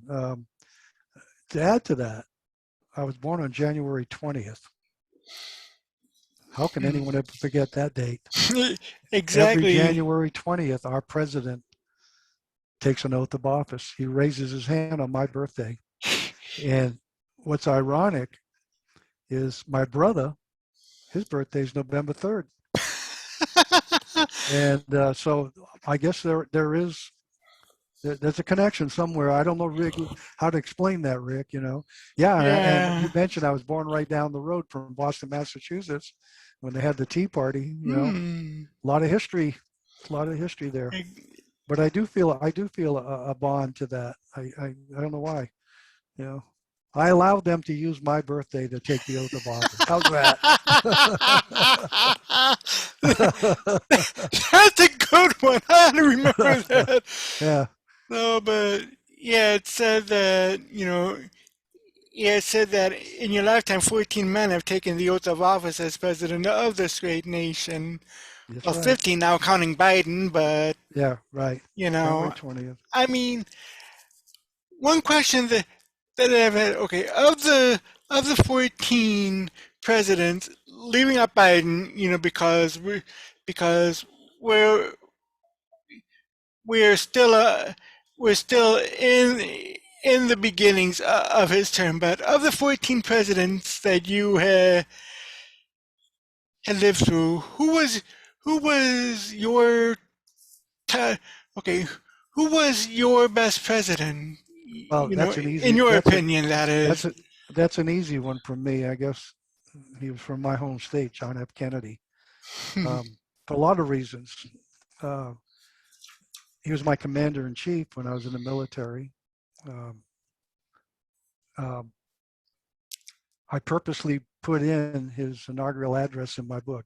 Yeah, It's at the end, the whole thing. yeah, Everybody remembers now, one. Everybody remembers one phrase from it. Ask not what your country can do for you. Ask what you can do for your country. yeah. You got to read the whole thing. I think it takes up several pages in my book.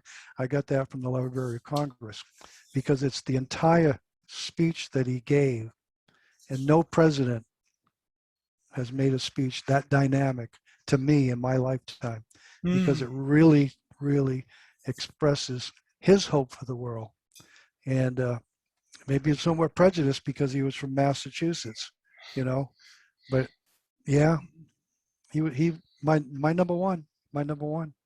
I yeah. don't think I'll ever change that opinion. Mm, There have been others I've admired in both parties, you know, but I have to go with JFK.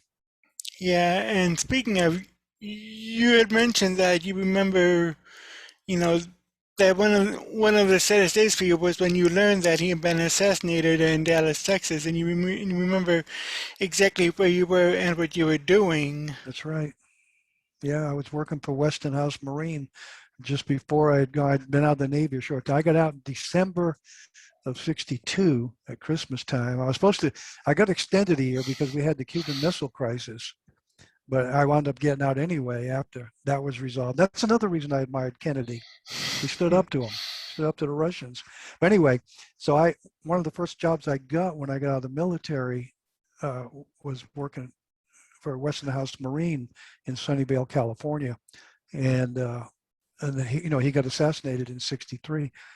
And yeah, I remember I was just got done having a cigarette outside, came back in the building, going back to my workstation when we got the word that he had been assassinated in Dallas. Mm, I can even picture the room yet that I was standing in. Never leaves you. And it was hard because he was my commander in chief. You know, yeah, I right. mean, so yeah, it was very hard. Mm, Yeah, yeah, kind of gets you right in the old it's an empty, heartstrings. it's an emptiness. You feel this emptiness. The whole country shared the same pain when that happened. Mm, But it's an emptiness. It's like losing a loved one in your family, especially when it's someone you admire.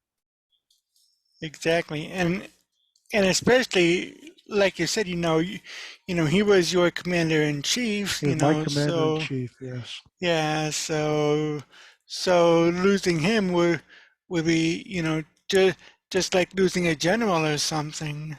Yeah. Oh, I forgot that he was also in the Navy. Yeah, He was a PT boat commander in the Navy yeah, I and a hero. remember that. And a Yeah. hero. He saved the lives of some of his crewmen when his boat was sunk Hmm. by Japanese warship. Yeah. And now now, okay, at the end of the book, I mean, I like how I think you compared America to a box of crayons. Yeah, my mother, God bless her, you know, she said we're all alike. You have to look at people. We're all alike. Don't worry about the color. You know, Mm-hmm. my family is a mixture of so many different nationalities. I mean, we have African American, we have Hispanic. I got a Bolivian daughter-in-law. I got a Mexican daughter-in-law. Uh, it's just a mixture. I'm Portuguese and French. My wife's Slavic and Portuguese and French, and Mm. we got some German blood. I mean, we're real Americans, by the way, because we're mongrels. We're a mixture of Oh everything. yeah. That's who we really are. Mm-hmm. And my mom didn't have a prejudice bone in her body, and that's the way she raised my brother and I. And the crayons, I was trying to express at the end of the book that the people that read it is that's what the world is.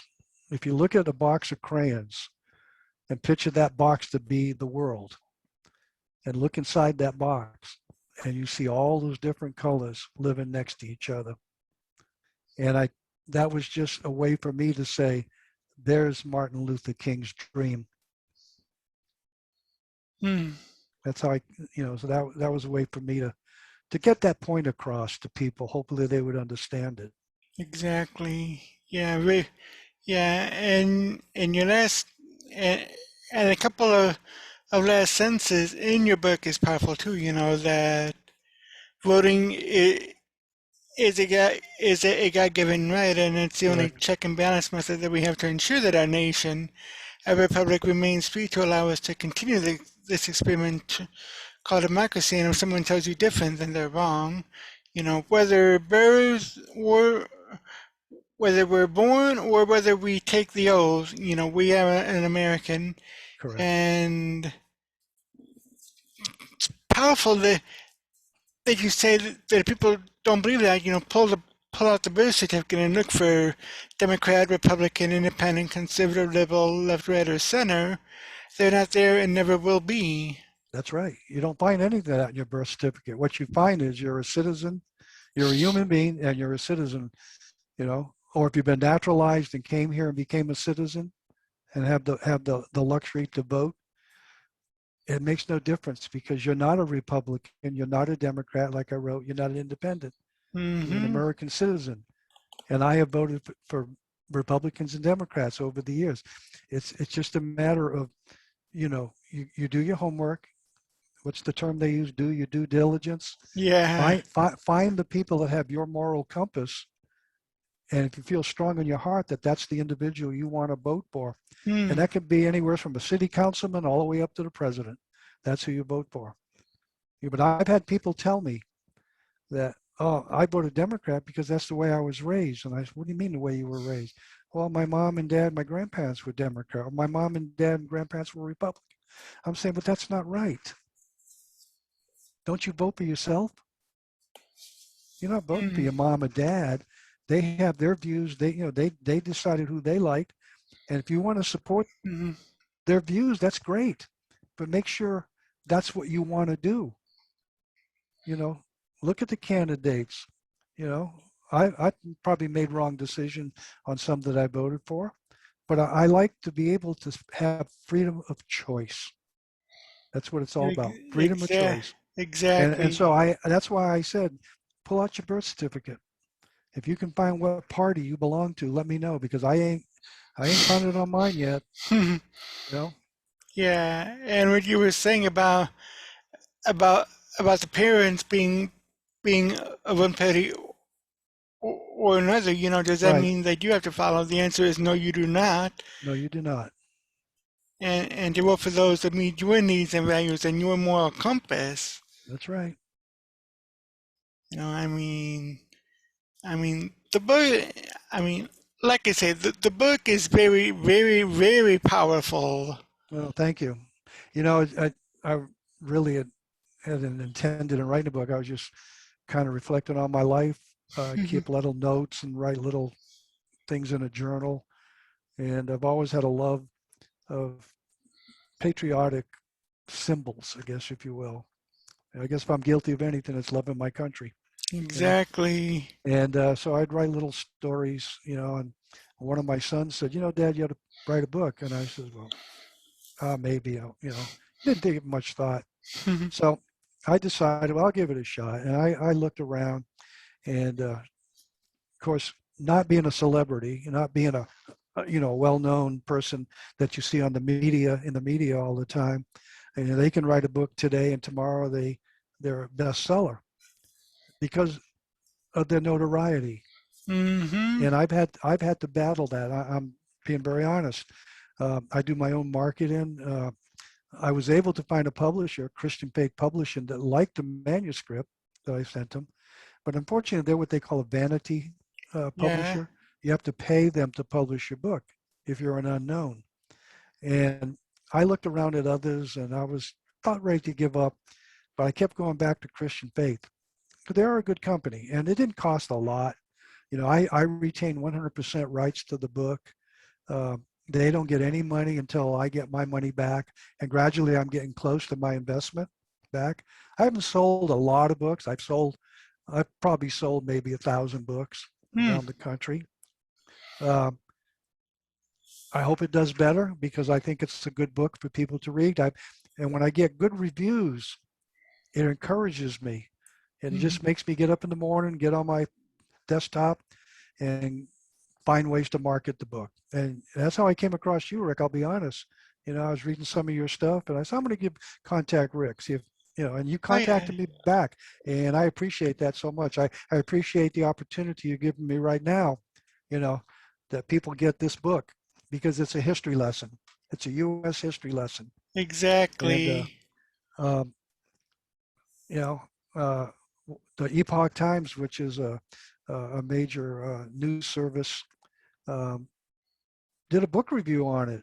They came across the book, and I'm so proud of that review. And I think I might have sent you a copy of it. Yeah, You you know, did, and it's also in one of the videos that I see yeah, on your yeah, page. Yeah, let right, me go ahead and play that yeah. now for so people can take a read of it.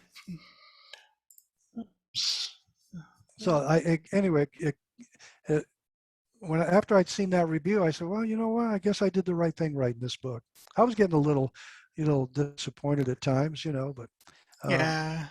I the nice thing is I gave a signed edition to every grandchild. I have 12 grandchildren and 3 great grandchildren, Hmm.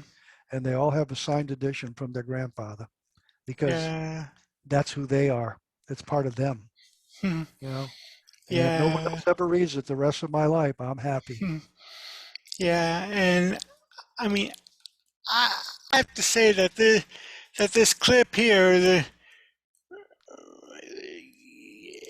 is powerful, and especially the description. There was a time we could dream, hope, and love of our country and not live in fear of what tomorrow could be. A time of freedom and reaching for the stars. A time to pass on to others a future. Child of the greatest generation will one day be a history book for some. Yeah, and I produce this video. I make my own videos. Yeah.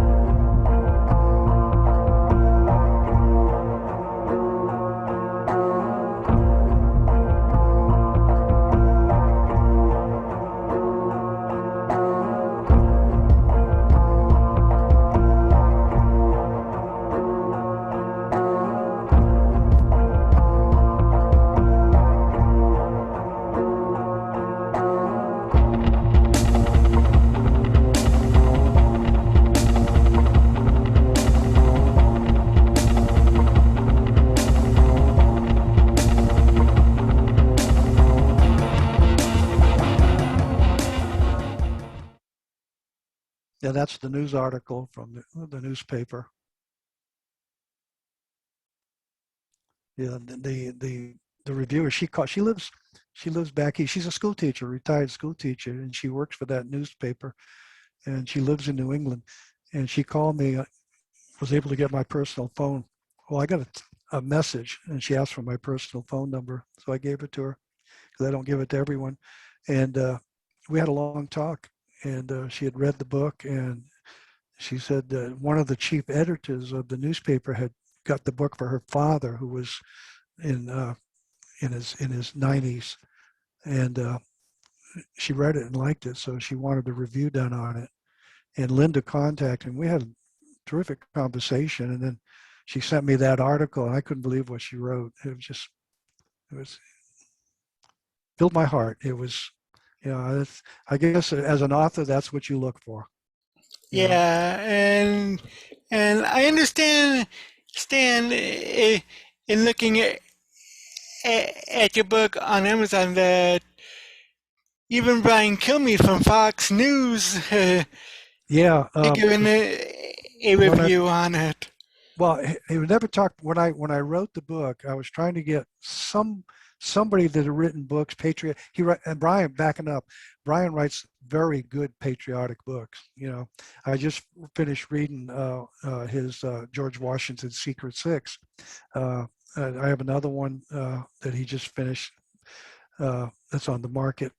But anyway, I'm thinking, I wonder if anybody would read the manuscript, and I didn't know who to send it to. So I sent an email just hoping maybe he'd see it, and he did. And he asked me if I could send him a copy. So he gave me his personal address, his home address. He lives in New York, and I said sure. So I sent it by overnight. It was just a draft yet, a manuscript. Hadn't gone through all the edits and stuff. And he had it for a while. And then I got an email from him. He said, Rich, it's a great read. He says, I just don't know where to go right now with it. But that encouraged me because he said it was a great read, you know? Yeah. Yeah. And then Yeah. John Rich, the country music star, I had sent him a Twitter and I mentioned my book and what I was writing. And he answered me back, said, that's great, you know? Because I was looking for people that understood what patriotism's all about, you know? And so, so you see those little quotes in when you go to Amazon, you Yeah. know? Yeah. I mean, And I I've had a mean, couple of international authors do a review of the book too. hmm. One of them did. Her name is Bridget Johnson. She writes a lot of novels. LB Bridget Johnson. You can probably look her up, and she's won international acclaim on a couple of her novels that she's written. And she did a real nice book review on. It's on Amazon. Yeah. And so, so, so where are you on social media so people can Well, contact you? I'm on Twitter. Okay, it's at Rich Rocha 7. That's my Twitter. Um, I am on. Recently, I just joined. What's how do you Clout Hub? Oh yeah. I'm on Clout Hub, uh, and I'm also now on MeWe. Now, on MeWe, they have a bunch of book groups. So I joined about, God, it must be about 30 groups they have on there. And I try to market my book through those book groups. Um, I'm on Facebook. I have my own Facebook page. Hmm. Um, I have my own website, which is, I think I gave you, it's, Yeah. it's Child of greatest. childofgreatestgeneration.com. Yeah. It's the Yeah. book title, except the word "the" is missing because someone else had used that, Yeah. you know. But my website has a lot of information about me in the book, you Yeah. I know. see Yeah, that that's my here. website right there. In fact, there's the list of the stories, you know. Mm-hmm. I believe I even have, if you scroll down, might even have the review. There's the review right there. Yeah. Yeah. And I got links to where they can get the book if they're interested. Nice. Nice. Yeah. And then I Yeah. recently contacted Christian Pay. The ebook doesn't seem to do well. I thought there would be more interest in ebooks, but so I asked. It was $9.99, so I had them lower it to $4.99. Now, through the flag, can you back up a minute, Rick? Through the Okay. flag, that's about the Tuskegee Airmen. I'm going to ask you to go to photos in a minute on the top. Okay. I have a personal friend that was a Tuskegee Airman. That it's got family photos. You see the link at the very top. Yeah. Photos. If you go there, if Okay. it'll open, it's a photo gallery. Yeah. And that's my ship when I was on the Forrestal. Mm-hmm. That young man with the black hair. I had black hair. I kind of forgot I did. Now, what does DK3 stand for? I was a dispersing clerk. I was payroll. Oh, I wow. worked at my job. My regular job was payroll, but you also have your military job. On the Yeah. ship, I used to man one of uh, the what they when if the ship got hit with something, it was damage control. Oh, yeah. Yeah. If you go over the next picture, I think is me and two of my mates, and it was taken in Cannes, France. That's me Oh, on the left there, and two guys that I hung around with. This was okay. taken on the French Riviera, believe it or not. I'm 19 years old in that picture. Wow, a long time ago. That's a rendering of my stepdad's B-17. That's the actual plane there. My Oh, stepdad wow. was a tail gunner. He flew about 12 missions over Germany. Oh, He survived a wow. couple of crashes, but he survived. That's my mom. Hmm. That's the wind beneath my wings. Yes, it is. Yeah. Laura Isabel Rogers. That's my stepdad's plane. Okay. That's my mother's sister, my Aunt Oh Mildred. wow. Yeah. And that's my uncle, her husband. He was a Hmm. Navy Seabee, worked building air bases in the Pacific. Now I'm up in the back row, second from the left. That was Yeah, I my see my that. department. Yeah. Yeah. That's my father-in-law sitting on the Jeep in the back, Oh the truck. wow. Yeah, my wife. That's my uncle and his cousin, Oh, and the gentleman in the middle. That is their Mr. Uh, Johnson, uh, Jefferson. Jefferson. I mean Yeah. Johnson. Guess that's my uncle.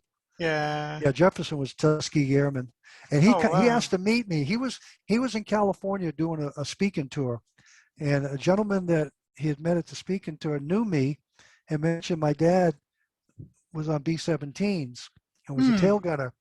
And Jefferson, Colonel Jefferson, Lieutenant Colonel Jefferson, some of the missions he had was to protect B-17s. Oh And wow. so he asked if he could meet me, and they came over to. I was at work. This was not. This was after I left United Technology, Pratt Whitney. I was working for a labor union Hmm. doing some consultant work, and I happened to be there. That's my stepdad Yeah. right there. And my father-in-law is the next one. My wife's dad, Okay. U.S. Army. He fought in South Africa and up into. That's my Mm-hmm. dad. That's my dad right there. Okay. That's my dad, Manuel. Hmm. Yeah, and he was an Army Scout. That's Yeah. my grandson, Mark. He's in his 12th year now in the Air Force. Oh wow. That's my grandson, Prince. Yeah. Next one's my best friend, Tony, a Marine. I was telling you about you guy who went to Marine. That's his son, who's my godson. Mm-hmm. That's Michael. Hmm. And of course, the pledge. Yeah, the pledge. Yeah, yeah, one nation under Yeah. God. That's my granddaughter's husband, George. Hmm. That's me again. Oh wow. Yeah. Now this is my cousin Carol, uh, son-in-law. His name's Mike Cassidy. Yeah. Yeah, hold that for a second. I would like to share a I'm story. trying. Yeah, Yeah. Hold on a minute. Let me. he was in Desert Storm as a Marine, and he's a sergeant in the police force in New Bedford, Massachusetts. And he came down with COVID. He's in the hospital Hmm. today on a ventilator. He's only 51 years old. Oh wow. Excellent health. He's a martial artist, but uh, they're worried about him right now. So they got him on. They're having a big fundraiser next month. So Hmm. I sent 4 autographed books they're going to use at an auction for him. Oh Hopefully they'll raise some money. nice. But he's a Mhm. sergeant in the police department today. Yeah, great young Hmm. man, you know. But he got COVID while on duty somehow. Oh wow. Yeah. So I don't know who's after that. Yeah. That's my sister's son-in-law. My sister lives in Florida, Dale, and that's her Okay. son-in-law, Chad. He's still in the Marine Corps. Hmm. He's still in the Marine Corps. Great guy. Yeah. That's my brother, Ron. That was when he was in the Air Force in the 50s. There's my granddaughter. Her Ah. name is Savannah. We call her Finn. She's Hmm. adopted. She was adopted by my Hmm. son. There. Now these are the pictures I wrote. Yeah. That's when I wrote "I'm Here, Can You See Me," Yeah. and that was the painting Reflections by Lee Tedder. And that's American American Patriot. That's Patriot. one of Yeah. the first stories in the book. That's the Ah, picture from Woman yeah. Warrior. When I seen that picture, I knew I had to use it with something, and that's when I wrote Woman Warrior. Hmm. Very powerful photograph. Indeed. And this was from the From the shadows. That's shadows. one of the Yeah. stories near the end of the book. Yeah. That one I like. That's more of a poem, just an old piece of cloth. That one, America, Where Are You? This is Mm-hmm. when the homeless, dawn's early light. This is what I said, a Yeah. soldier standing looking in the sky, and this is what he would see. Hmm. And there's Mount Rushmore when I Yep. wrote The Conversation. Yeah. The Yeah, conversation. yeah. The And two more. Unknown. Yeah. The Yeah, unknown. Two more. The unknown. those three. You see the wreath. Those three tombs in Yeah. front of them. That's Second World War, Vietnam. Uh, let's see. Oh, Second World War, Korea, and Vietnam. Those are the Hmm. three that are arrested in front of him. Oh, wow. Yeah, Hmm. the light in the harbor. Uh, People that come here looking for love and freedom. Yeah, the That storm. was the storm. Yeah, that kind of applies today. Purple Hmm. Heart I wrote because my dad. I found his Purple Heart when I was a Uh, kid. That's my big story, the eagle. When I came across, and it's a fictional mhm. story where I came across an eagle sitting on a tombstone Yeah, in Arlington. yeah. And speaking of, I remember you. Yeah, and along those lines, I also remembered you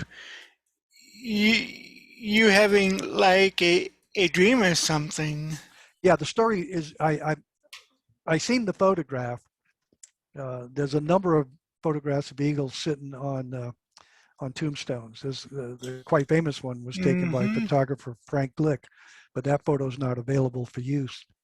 Uh, this one, when I seen it, reminded me, and so I said, I wonder if that eagle had a story to tell. Almost like when Washington and Jefferson come alive, right? And I said, because this eagle's been around since the beginning of our founding, Mm-hmm. or the symbol. And so yeah, I wrote the story, and it starts off. I went out to get the paper. It was cold and damp, foggy, and I turn around to go back in the house with the newspaper, but the house is gone. And I realize I'm standing in Arlington National Cemetery, and I start walking down this path, and I can see all these crosses and tombstones, and I'm start reading the names of people that gave gave their life for this country. Mm-hmm. And I come across an eagle sitting on a tombstone, and I kind of looking at him, and I walk around, and he's crying. I can see the tears rolling down his face, and he looks up at me, and and he starts speaking to me. Said he'd been waiting to Mm-hmm. talk to me, and so we have a little conversation, him and I. So that Mm. was that's one that's my favorite story that I wrote. Yeah, yeah. The one thing that I like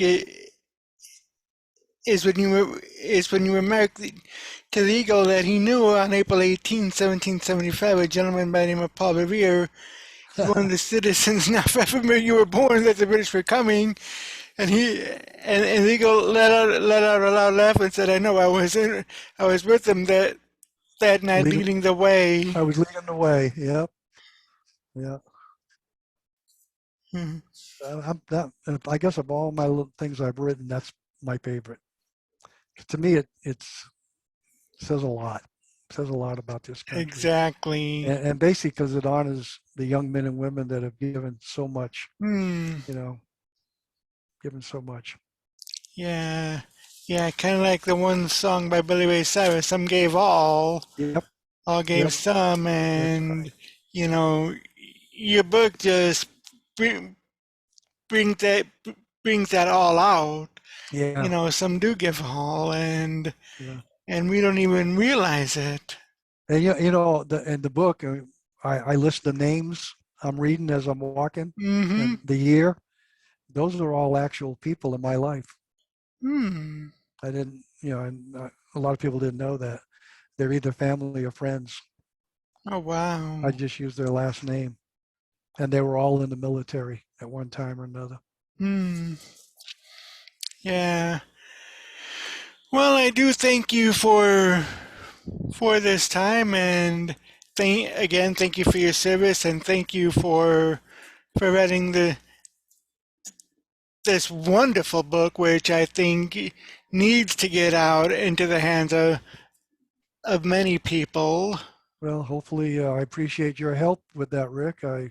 Be honest, um, I'm I'm thrilled that you took the time to want to speak to me about it and that you've enjoyed it. Oh yeah, So I look forward. We'll see where it goes. ex- You know. exactly. And like I said, I know of a few friends whom who might be interested in this. And as a matter of fact, some friends are having a Fourth of July celebration, and I'll talk to them. Sure. See if they can bring that book in. As a matter of fact, I think it's right up by five from you in Oregon. Okay. Yeah. And, I mean, I'm willing to talk to anyone who wants to talk about the book. I Oh, appreciate yeah. it. You know, I think right now, it, I mean, there's a lot of good books about this country. You know, uh, we're probably the only country in the world that can talk about our bruises and our warts on our nose, but Exactly. we're still a good country. There's opportunity out there. You know, uh, I found my dream, and there's a lot of young people. I hope they Yep. can chase and find theirs. And so I want to share my story and stories with as many people that are interested. Yeah, So it's all about finding. It's I all do about finding that appreciate your. American dream. That's right. Yeah, a lot of people think it's dead, but it's not. It's No. not. Yep. Yep. But You just got to be persistent. exactly. The book is called "Child of the Greatest Generation" by Richard C. Rocha. Rich, I do thank you for coming on and telling me and the audience about the book, and I wish you continued success with the book. Thank you so much, Rick. I wish you good health, and I look forward to maybe having another conversation with you soon. Exactly. And that's going to do it for the news for this week. I am Mick Bulow. Again, if you like what you watch, please go ahead and hit the thumbs up button. Also subscribe and tell your friends, tell your neighbors, tell an enemy or two even. And I will be back next week. Until next time, peace.